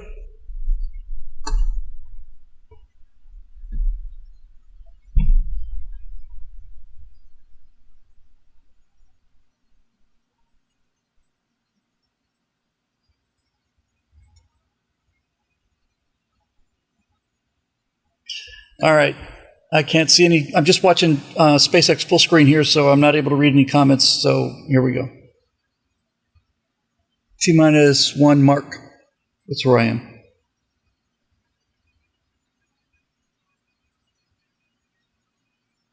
We have guidance internal.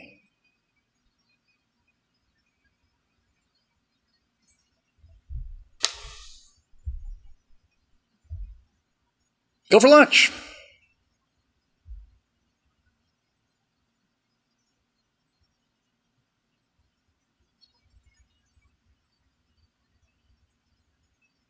I don't know.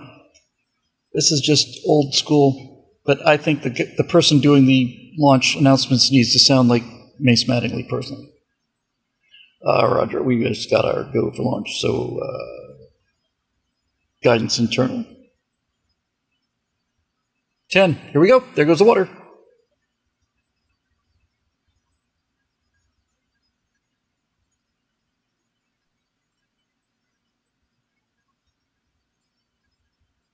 And the screen goes white.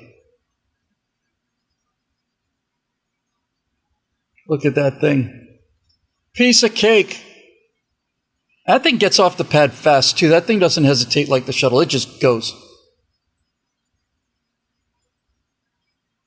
Not much of a view, I have to say, but that's, I guess, to be expected on account of it being dark. We'll see the boost backs, though.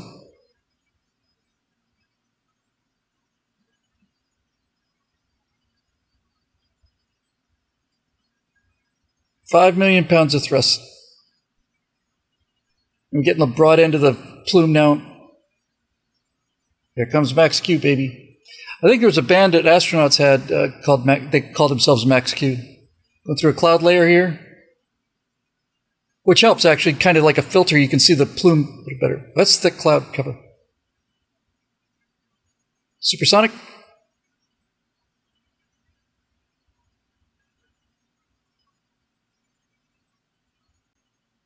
Almost blacked out. Max Q, ba-boom. An alternate camera view here. Just looks like a giant meteor going up.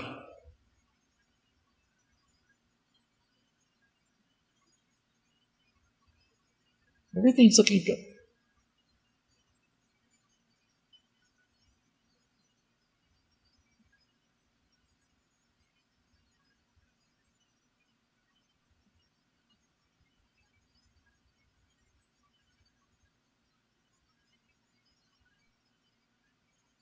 The telemetry from the boosters looks good.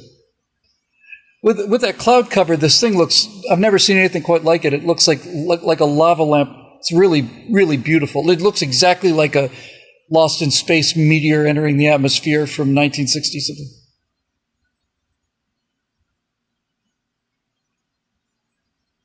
Yeah, it really is. Remarkable detail in that plume.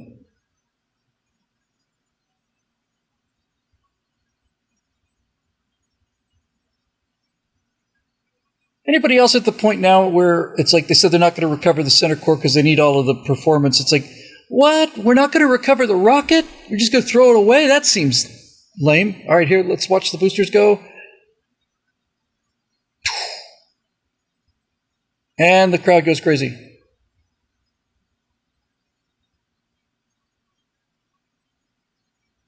And usually you can see the other, there's the other ones. You can see the other booster coming through. There's a lot of gunk and goop.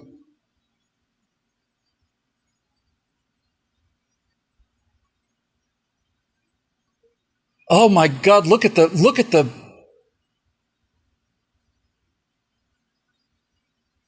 why are we getting that kind of,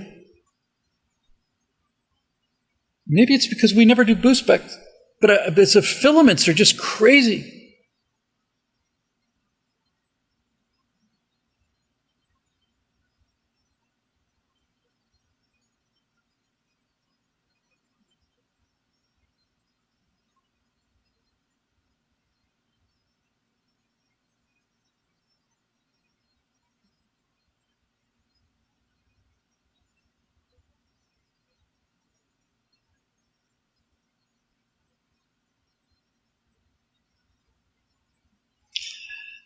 I know this is an age thing too, but showing the altitude and the speed in kilometers and kilometers per hour, it just reeks of communism to me.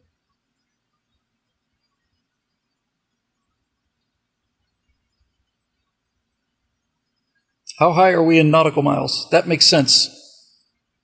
Goes the stage. Boom.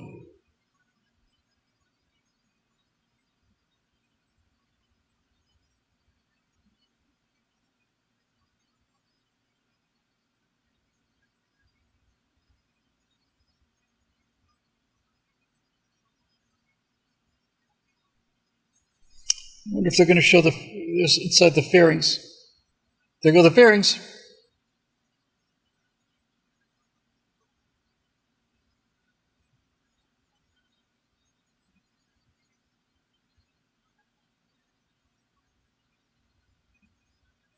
Have a nominal day.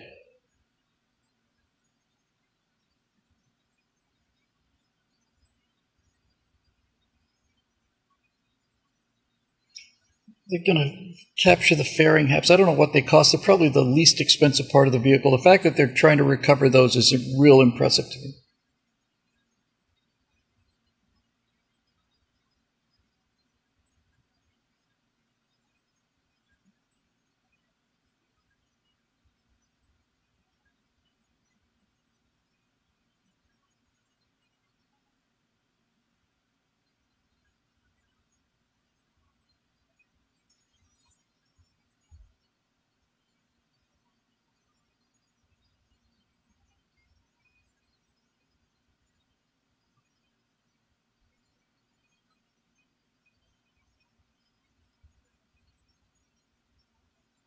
$211, 212 landings of an orbital class rocket if they get these two. That's unbelievable. It's unbelievable.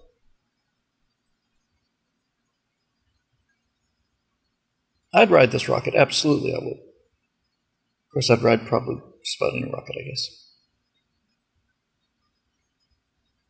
Except for the government rocket. I don't think I would ride that.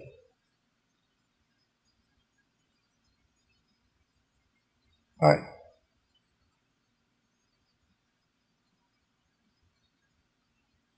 Here's the second one. Here's the first one.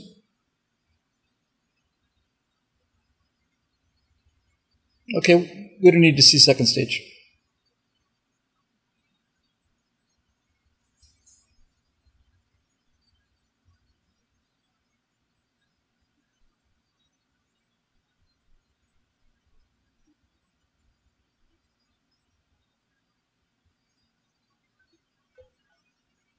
Oh yeah, you can see the coastline there.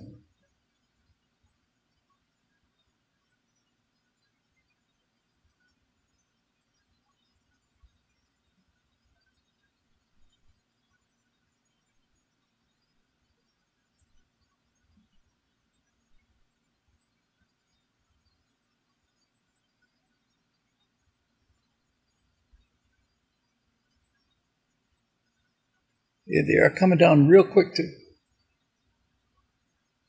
Oh boy. The view from the ground is beyond belief. It's like Close Encounters.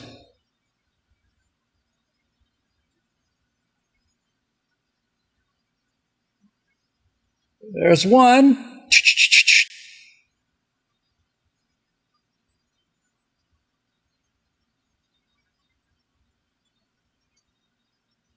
What are you guys cheering about? It's a piece of cake.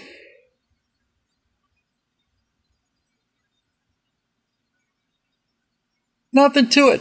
Yawn. Oh.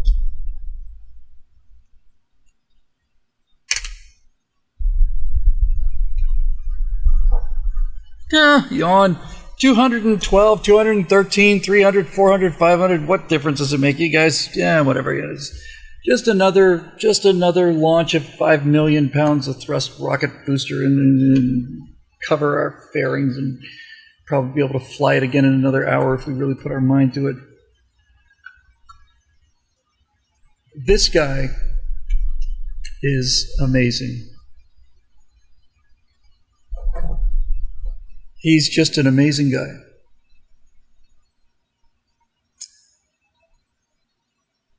What happened to my camera?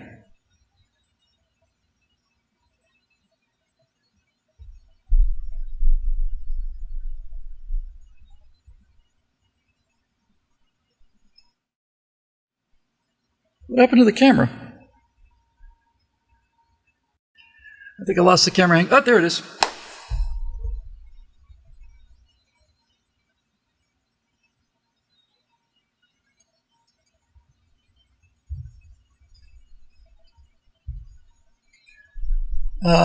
Yeah, sorry about that. I was, like I said, I had full screen, and so I think when I lowered the camera, it unplugged a little bit.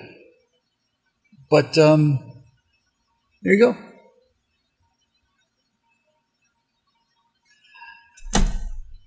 Well, I should have probably lowered the can before. Anyway, you get the idea. It's USB. USB stands for unlimited source of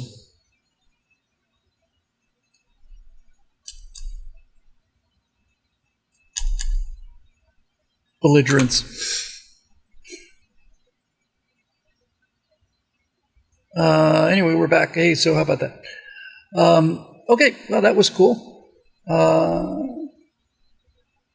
Let's get some questions done here. I think we're going to get through this by golly. So anyway, Broke College student wanted to know what the top 3 things were. I think the top 3 would be the electrical grid, and then the electrical grid. Our roads and bridges are in bad shape. I know it all sounds rather boring, but I still think I think there should be a constitutional amendment that says that the tallest building in the world shall always be in the United States, and if at any time it is being surpassed by somebody else, a crash program to build a new building will be undertaken at private expense. Through tax incentives or something like that.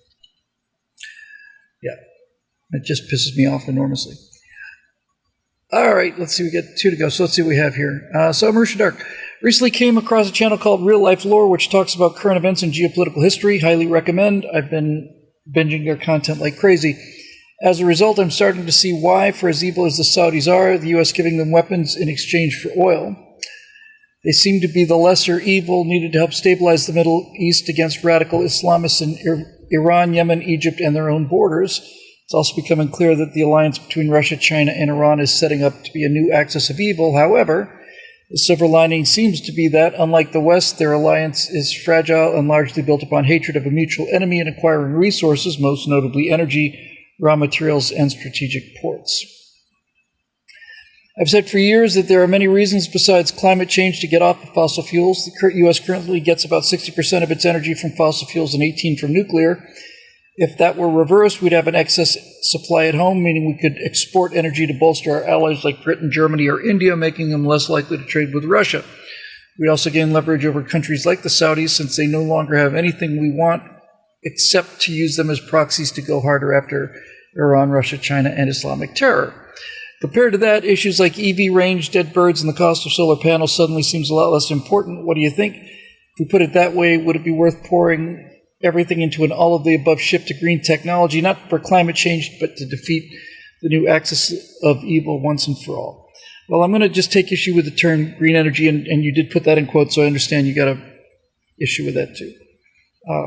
Green energy, by any reasonable definition, is wind and solar, and wind and solar are hilarious.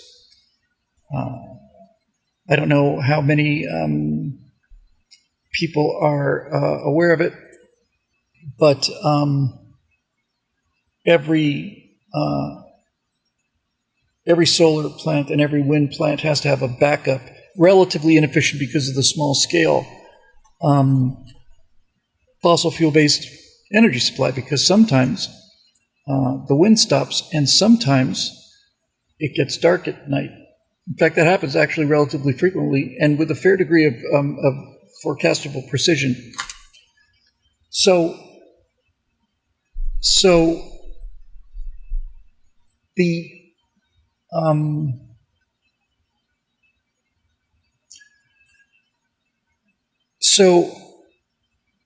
because of the obvious that it's dark at nighttime and that it's occasionally calm, anybody who seriously thinks about this in the most superficial way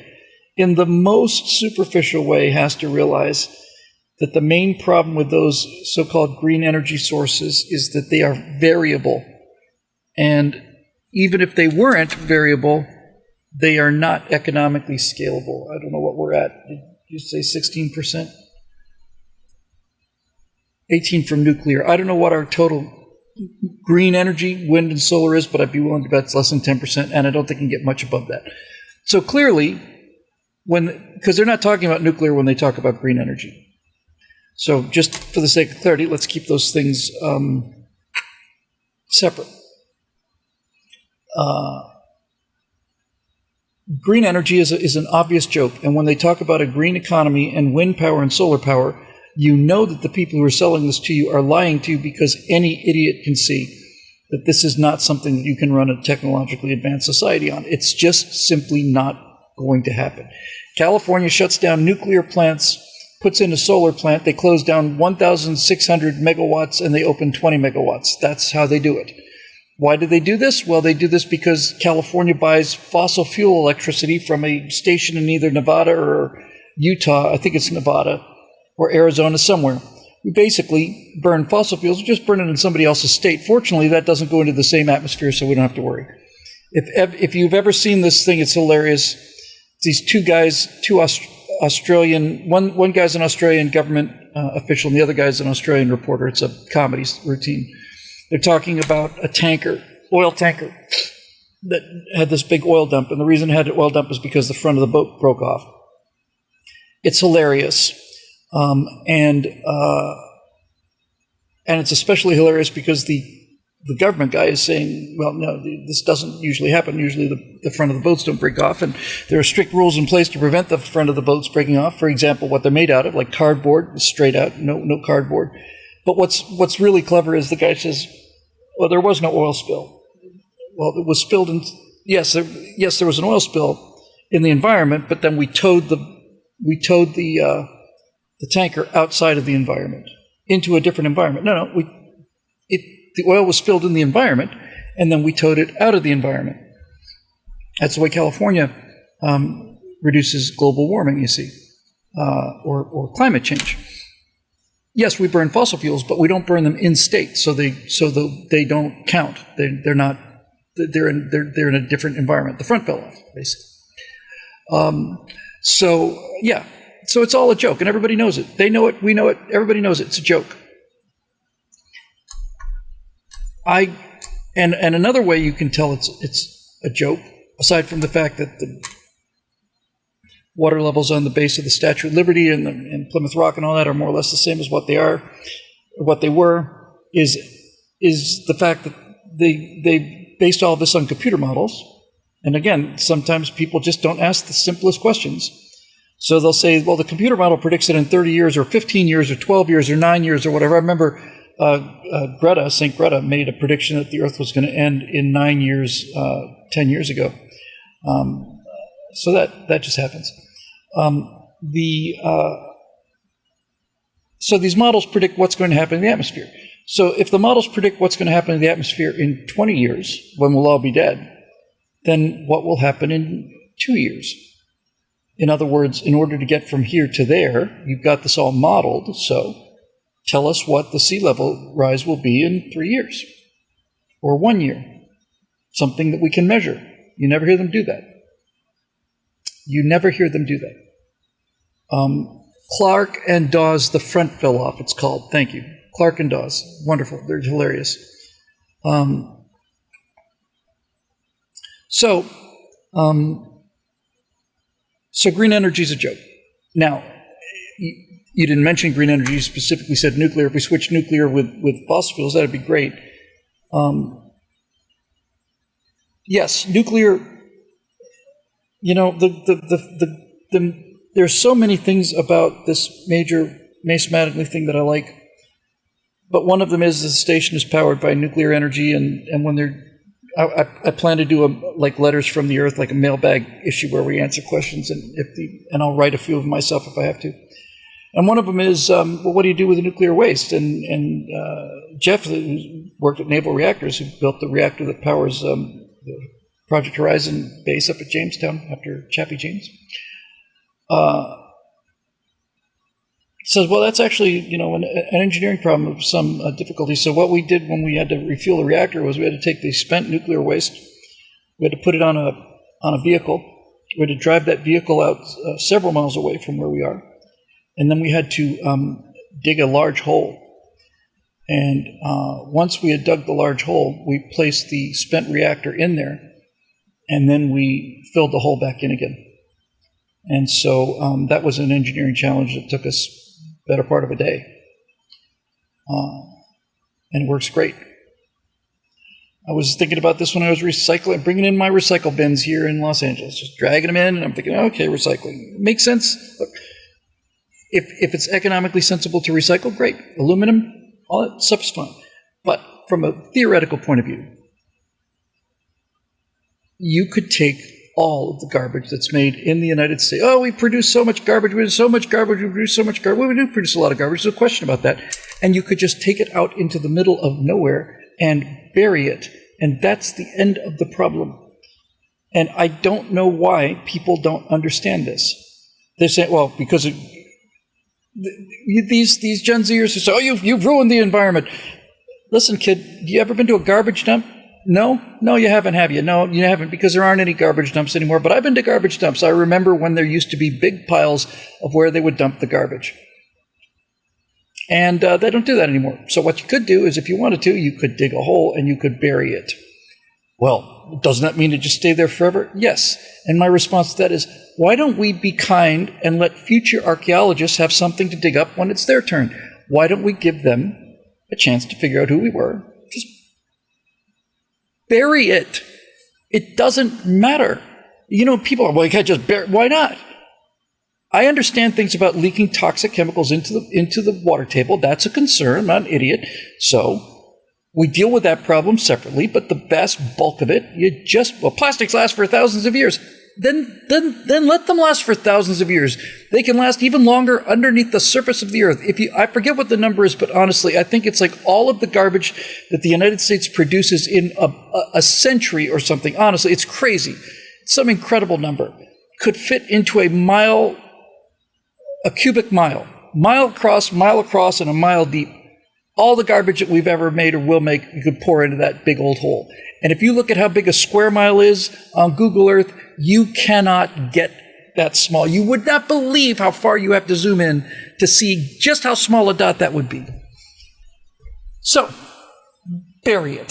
Same thing for the nuclear waste. That's what we have Yucca Flats for. It works just fine. It's very effective. It's safe. It's been tested. We know what the geology of the lever, but no, we won't do it. We won't do it because, yes, it is live. We won't do it because the people who are running the show or trying to run the show don't want us to have unlimited free energy, clean energy, because then we'd get ideas in our head.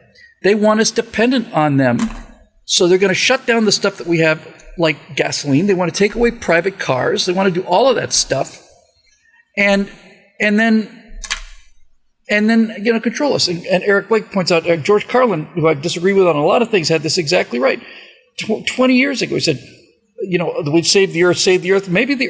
Maybe humans are here to give the earth plastic. Maybe that's what our purpose is. Plastic is a problem. I'm not saying it's not a problem, especially in the ocean. That problem doesn't come from the United States. I don't know what our current contribution to world plastic in the ocean is. It's less than 1%. I want to say it's 0.5%. Almost all of the plastic in the ocean comes out of 10 rivers, and they're all in Pakistan, India, and China. So, by all means, to the degree there's plastic floating in the oceans, go out there and clean it up. I'm perfectly happy to have the earth share the burden of paying for that. Just go scoop it all up and then bury it. But things like this are just, no, you don't understand. This is a moral issue. It's not a moral issue. It's a simple engineering issue. It's nothing to it. Dig a hole, bury it. Period. Done. And as far as, so if you get past this, you see, and you get past, we are so conditioned by now. So conditioned. It's like, we have so much natural gas, just whatever. Yeah, just keep going. The more we need, the more we get. We just get smarter. It gets a little more expensive, but that's in relative terms. We were exporting, I swear to God, not only did I never think I would live to see that, I didn't think it would be possible in the future of the United States of America ever to be an oil exporter again, but we were exporting energy under Donald Trump. Because American industry and American inventiveness just leave us alone. We'll have a base on the moon by 1966, and we'll have all of the energy we need. One of the energy sources that nobody talks about, I saw somebody mention it in the comment section, just go blazing by, is geothermal. You want to talk about the ultimate form of reliable, clean energy. The core of the Earth is fairly well established by now, and it's fairly constant temperature. I'm relatively sure that the Earth's core doesn't vary much in temperature based on rain or wind, because it's the Earth's core and it's a good long way away from the surface. So, this is an important thing to understand for anybody who's talking seriously about generating energy. It's not that you need to. It's not that you need to create heat. It's not the heat that you need. It's the temperature differential. That's all that matters. In order to generate useful work energy, you have to have a differential in temperature so that things go hot to cold. Things go hot to cold. If you can find a way to have something that's hot and something that's cold, you have all the energy you want to forever, because that's useful energy. It's true, you're creating a slightly quicker path to the heat death of the universe through entropy, but since that's still trillions of years in the future, it's not something that's immediately on my to-do list. So, geothermal, hydroelectric is another great one, but even hydroelectric, you look at the levels in Lake Mead, they're falling like crazy because essentially that water is the power source, and people are just siphoning off the water, and if there's a drought, and so anyway, geothermal, the crust varies in thickness. The reason that they built the Glomar Challenger, which was the vehicle, much smaller vehicle than the Explorer, which they used to go pick up that sub. The Challenger was built to drill a hole in the bottom of the ocean because the crust is thinner in the ocean than it is on land, because if you think about it, when you go to the water, it goes down, and that means closer to the core. Now, there are areas in the world where the underground magma flow are much closer to the surface. Iceland is a great example. You don't have to go very deep at all. In fact, many places on the surface are plenty hot. So, geothermal is super easy. You just drill a big honking hole, and you put water down there, and you pump it through a loop. And when it gets down there, it gets very, very hot, and it turns to steam, and you use the steam to drive a turbine, and then the water condenses, and it gets cold again, and you pump it down, and that's exactly what happens in a nuclear reactor, except the Earth's core is fully shielded and very stable. So it's true that you would have to drill deeper in places other than places like Iceland, but that's not a terribly big problem. Marusha's got a follow-up here. I don't get why it has to be fossil fuels or nuclear or nothing rather than all of the above approach that applies different things depending on engineering context. Marusha, solar plants are a joke, and so are wind plants. They don't provide energy reliably. They all have backup fossil fuel power plants. It's a joke. The only way that wind or solar is useful is as a supplement. Now, in that case, yes, I don't want to waste energy. So if I wanted to have a house that had a windmill and I wanted to, chew up some birds, I could have a windmill if I lived in a windy place. And obviously, things like solar heating panels on the roof, not necessarily even the solar cells, but even solar cells on the roof. Let's say they get them cheap enough and inexpensive enough. Yes, that's free electricity.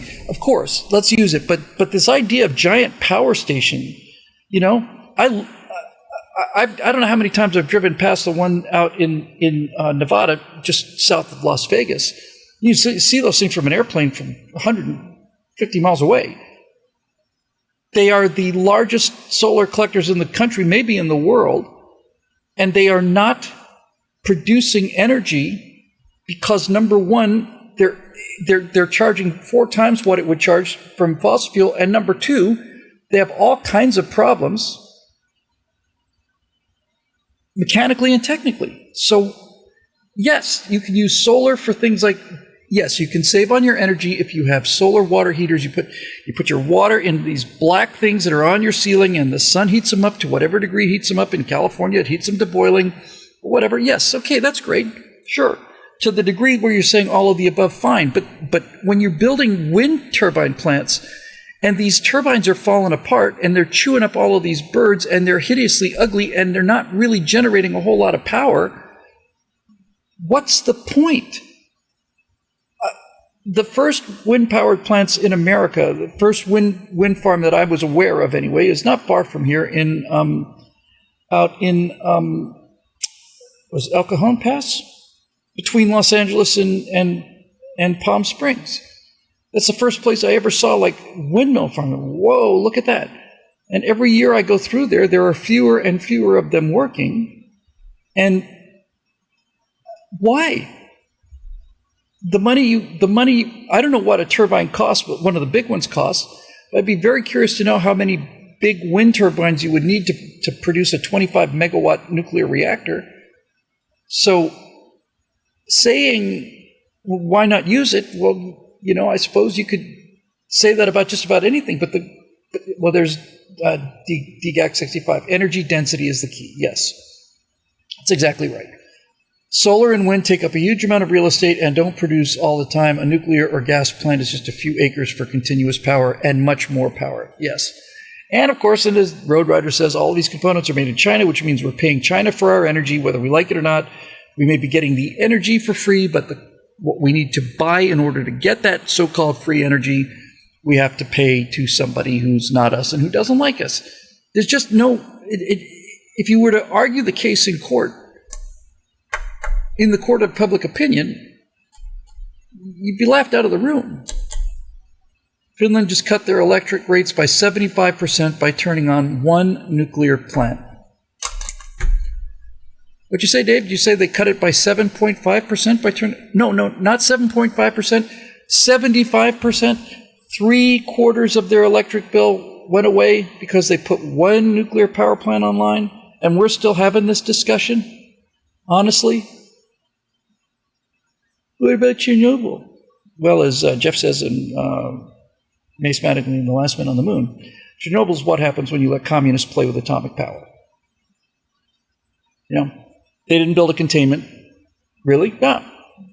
Well, why not? Every house in the country has a containment built into it. There's hardly a house in America that doesn't have a energy containment structure in it. It's called a fireplace. And the fireplace is designed to make sure that the fire can burn safely in your house without burning the house down. And the communists decide that they're not going to build a fireplace in their house. They're going to build the fire in the middle of the living room, and they're going to make sure that the people who know better, who know that you shouldn't light a fire in the middle of the living room, they're going to light that fire at the point of a gun. And also, you're going to take away their fire extinguishers. And also, when the fire starts, you're going to point a gun at them and make sure that they cannot possibly turn anything on the fire to put the fire out. And so, therefore, the house burned down. And therefore, you see how dangerous fire is. And we really need to ban it. Idiots. Here's a super chat for Cody Fett. Bill, did you hear that Dr. James Tour's team at Rice University managed to solve the cheap hydrogen problem as a byproduct of their process to transmute trash into graphene? See, now this kind of thing is awesome. I had a friend who was trying to sell, believe it or not, power plants that burn garbage. What a grand idea that is. What a freaking grand idea. We got a garbage problem. We got an energy problem. Will garbage burn? Turns out it will. Well, then why don't we just burn the garbage? Do we have enough garbage? I think we probably do. What if supplies of garbage run too low? Then let's make more garbage. We will individually wrap every single French fry in a Happy Meal. Sweet. Road Rider said smoke. No, all of this stuff is captured.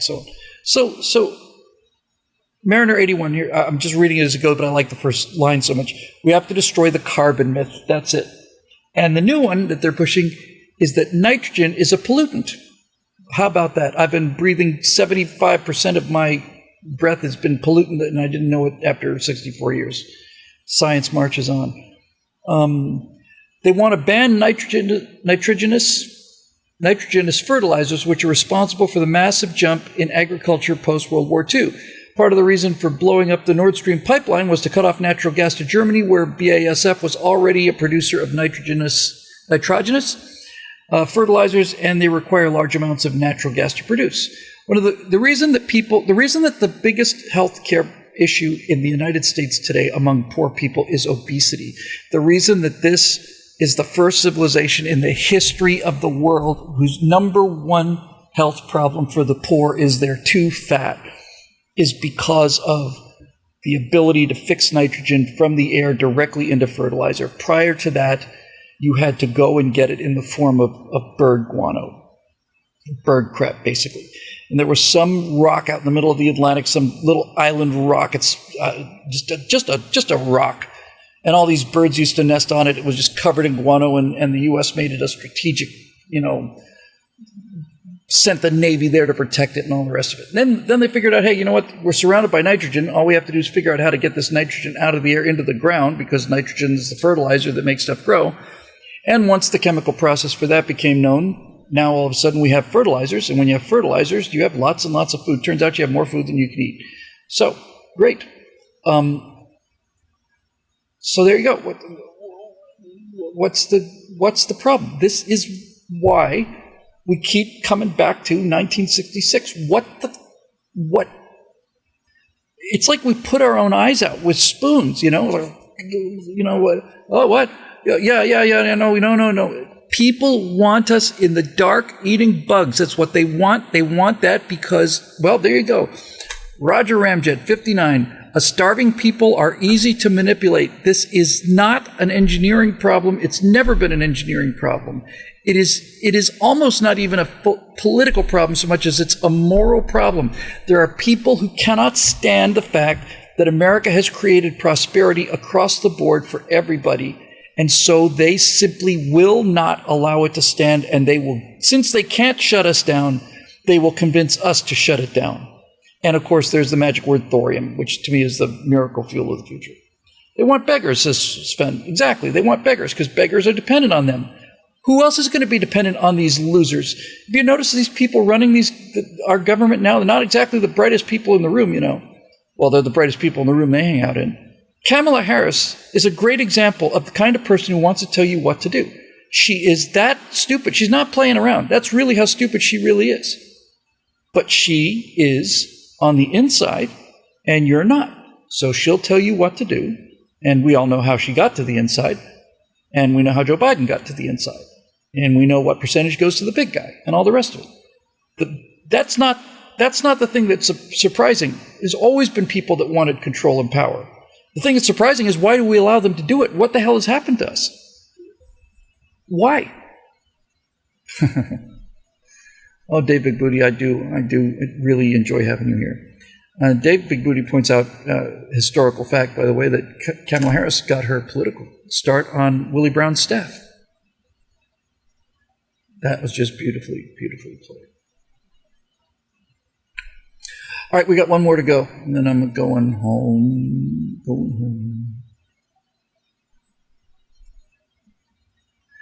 It's Eric Blake, and oh my God, what's the Latin miracle delectu? It's two sentences. It's a line and a fragment. Dear God, I've lived. Well, now take me now, Lord. I've seen everything. Hey, Bill, if we have time, here's a fun what-if history question. Here it comes. If the JFK assassination had never happened, how do you see things being different for our nation? Vietnam, the space program, etc. There's some evidence that Kennedy had there's no question he had very serious neurological issues. It wasn't Parkinson's, it was... So there's been some discussion about whether John F. Kennedy would have lived a whole lot longer if he hadn't been assassinated, but let's assume that he did.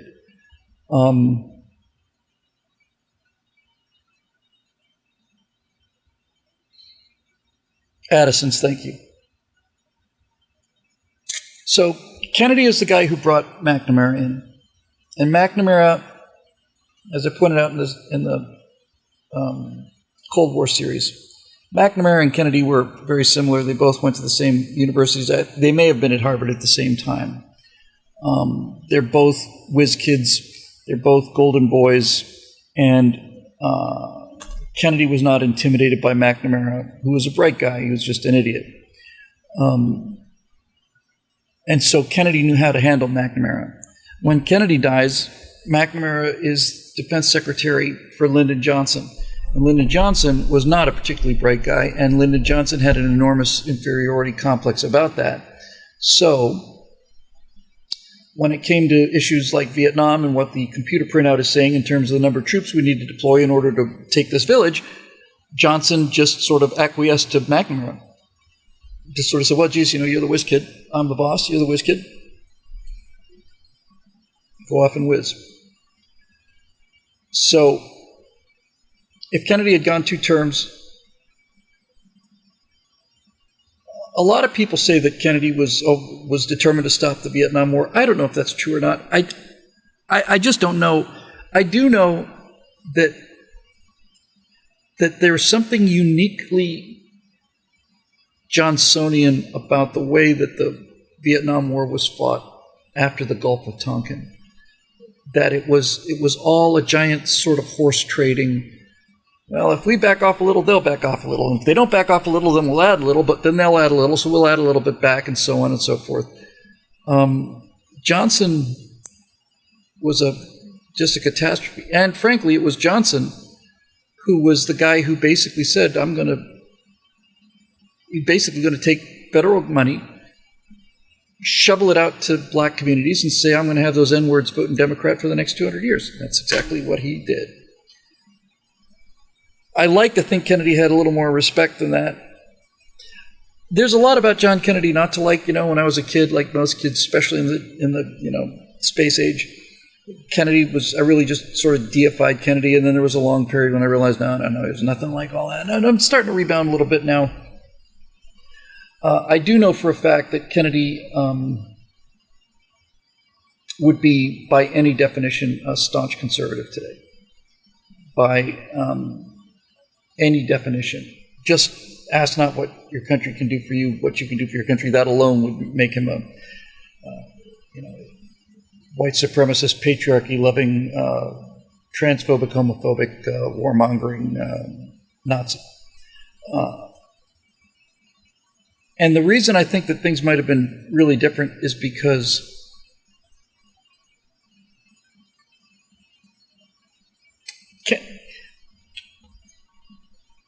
I can see the appeal of John Kennedy as a liberal. John Kennedy was a member of the NRA. It doesn't surprise me.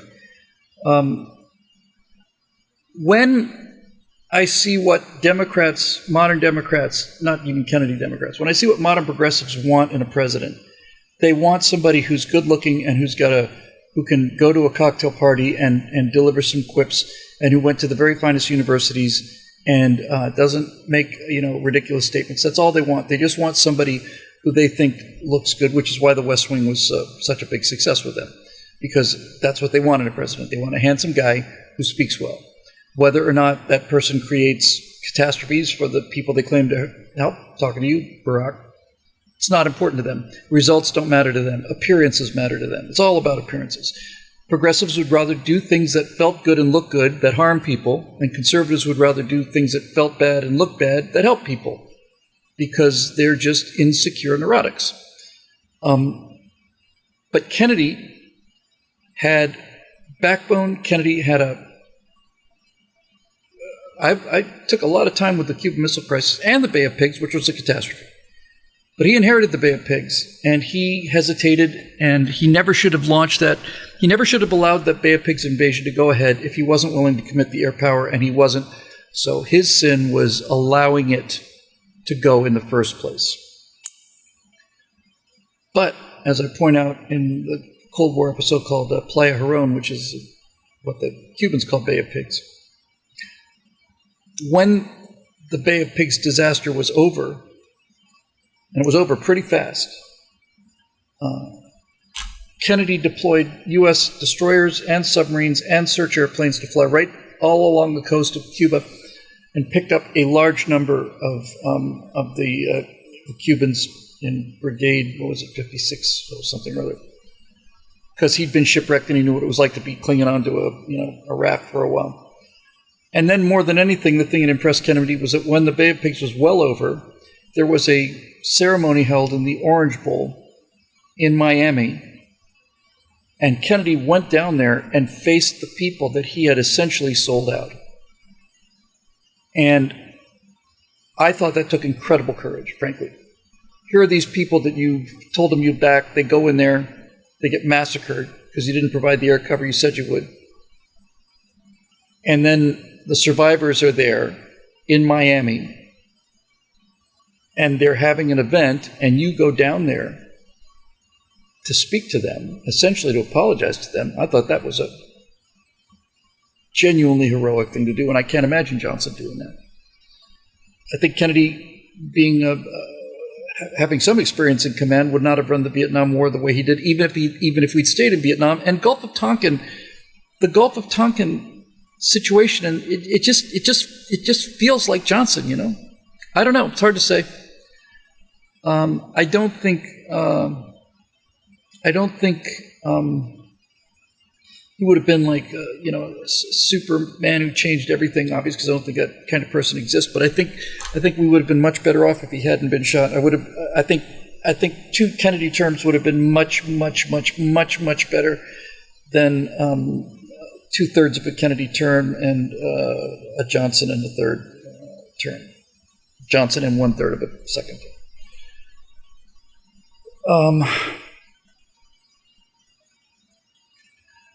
Marisha says Kennedy was the one who originally proposed the tax breaks that LBJ passed after his death.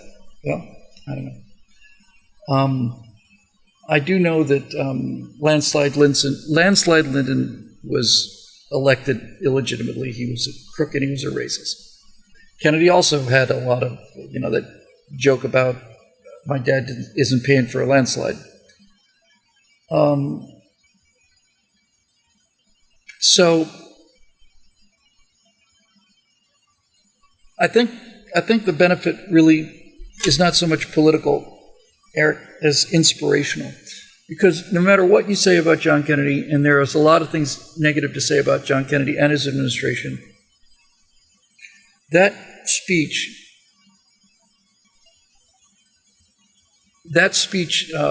at Rice, the "We choose to go to the moon" speech, it's unsurpassed.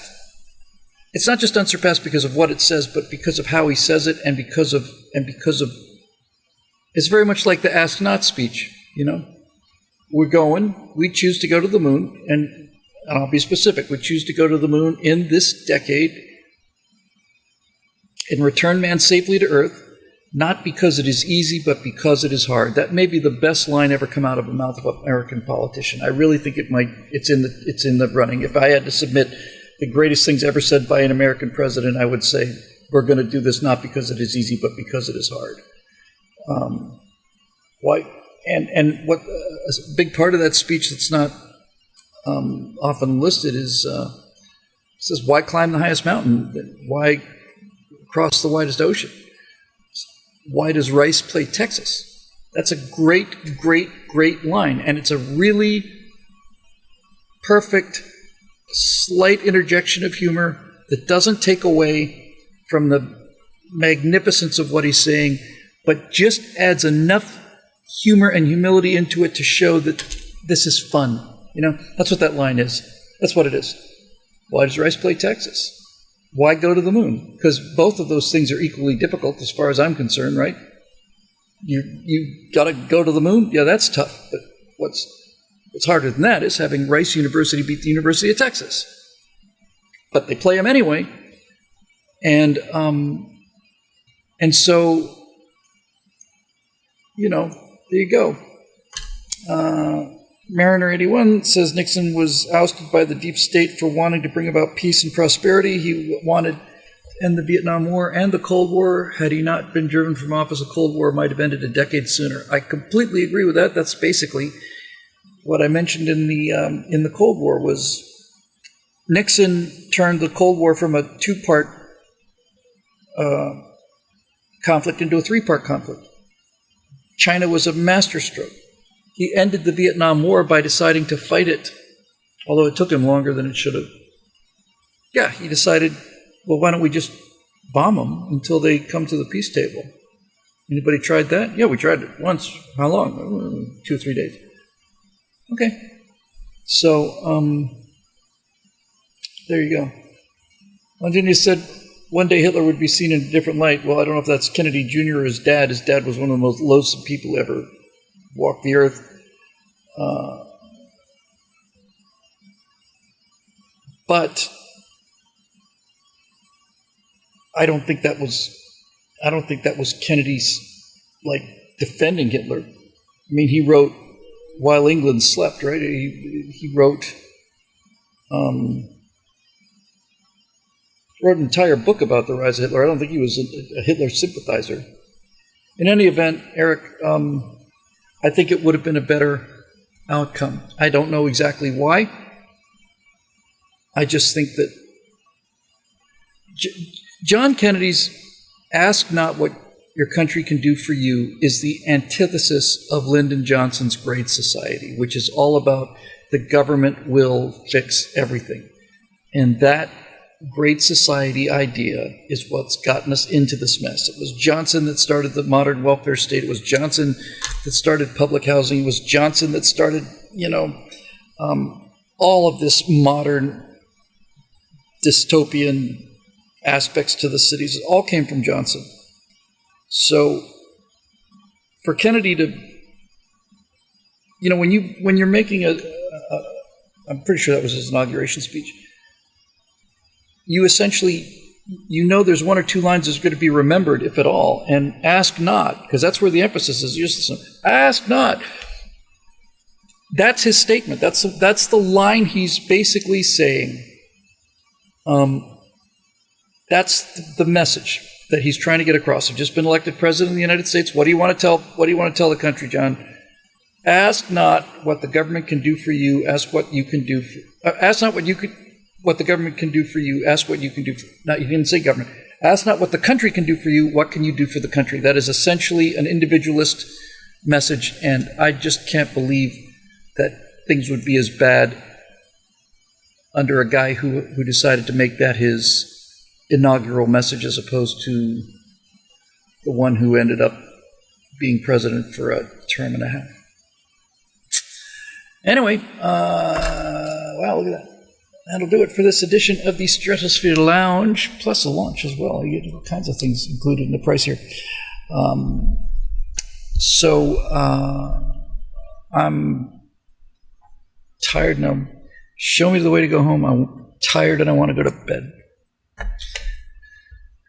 That's a great moment in that movie.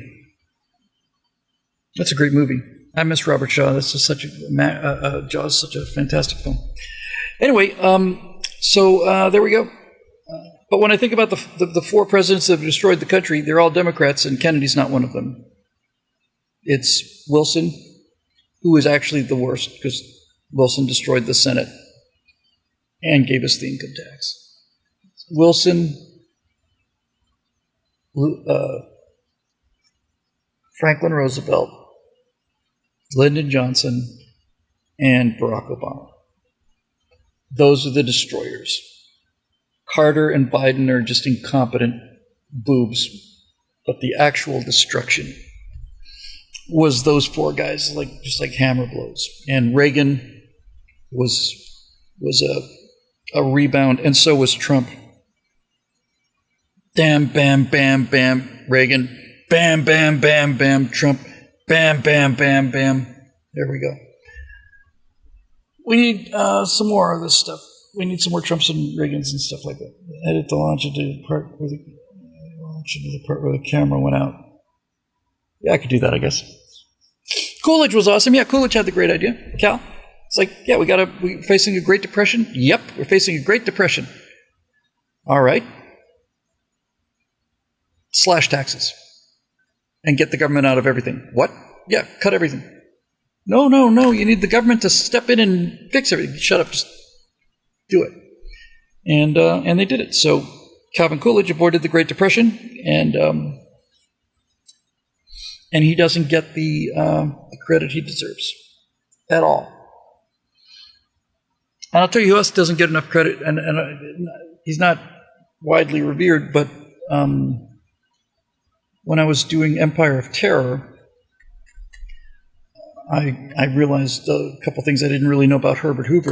Herbert Hoover launched a very large-scale American relief organization to feed the starving Russians. So one of the great moments of the new series is that I get to point out that Lenin, this is just historically true, while his people were starving, Lenin took the grain that his starving people didn't get, sold it on the international market for hard currency, and used that hard currency to foment rebellion and communism in places like the United States, while the United States was contributing money and sending money and trucks and the people to deliver it over to the Soviet Union to feed the people that Lenin was starving.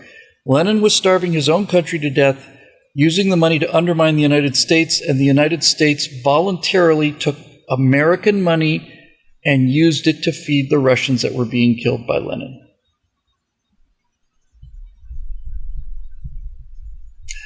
So, they're not equal systems. They're not Coke and Pepsi. It's not. The show is made possible by the members of BillWhittle.com who continue to keep us afloat here and whose endless support we are all of us eternally grateful for. So, again, thank you for that. I have to get last week's Stratosphere Lounge up in this one as well. I've been doing audio cleanup on those. That's why I don't just post them. But I just kind of forgot it, so I'll get on top of that as fast as I can. And, yeah, that'll do it. I've got the Macematically thing calibrated, looking a lot better. And hopefully we'll have some more fun stuff to show on Monday night at the Stratosphere Studio. So thanks again for joining us, and thanks again for the support, and we will see you next time right here on your very own Stratosphere Lounge.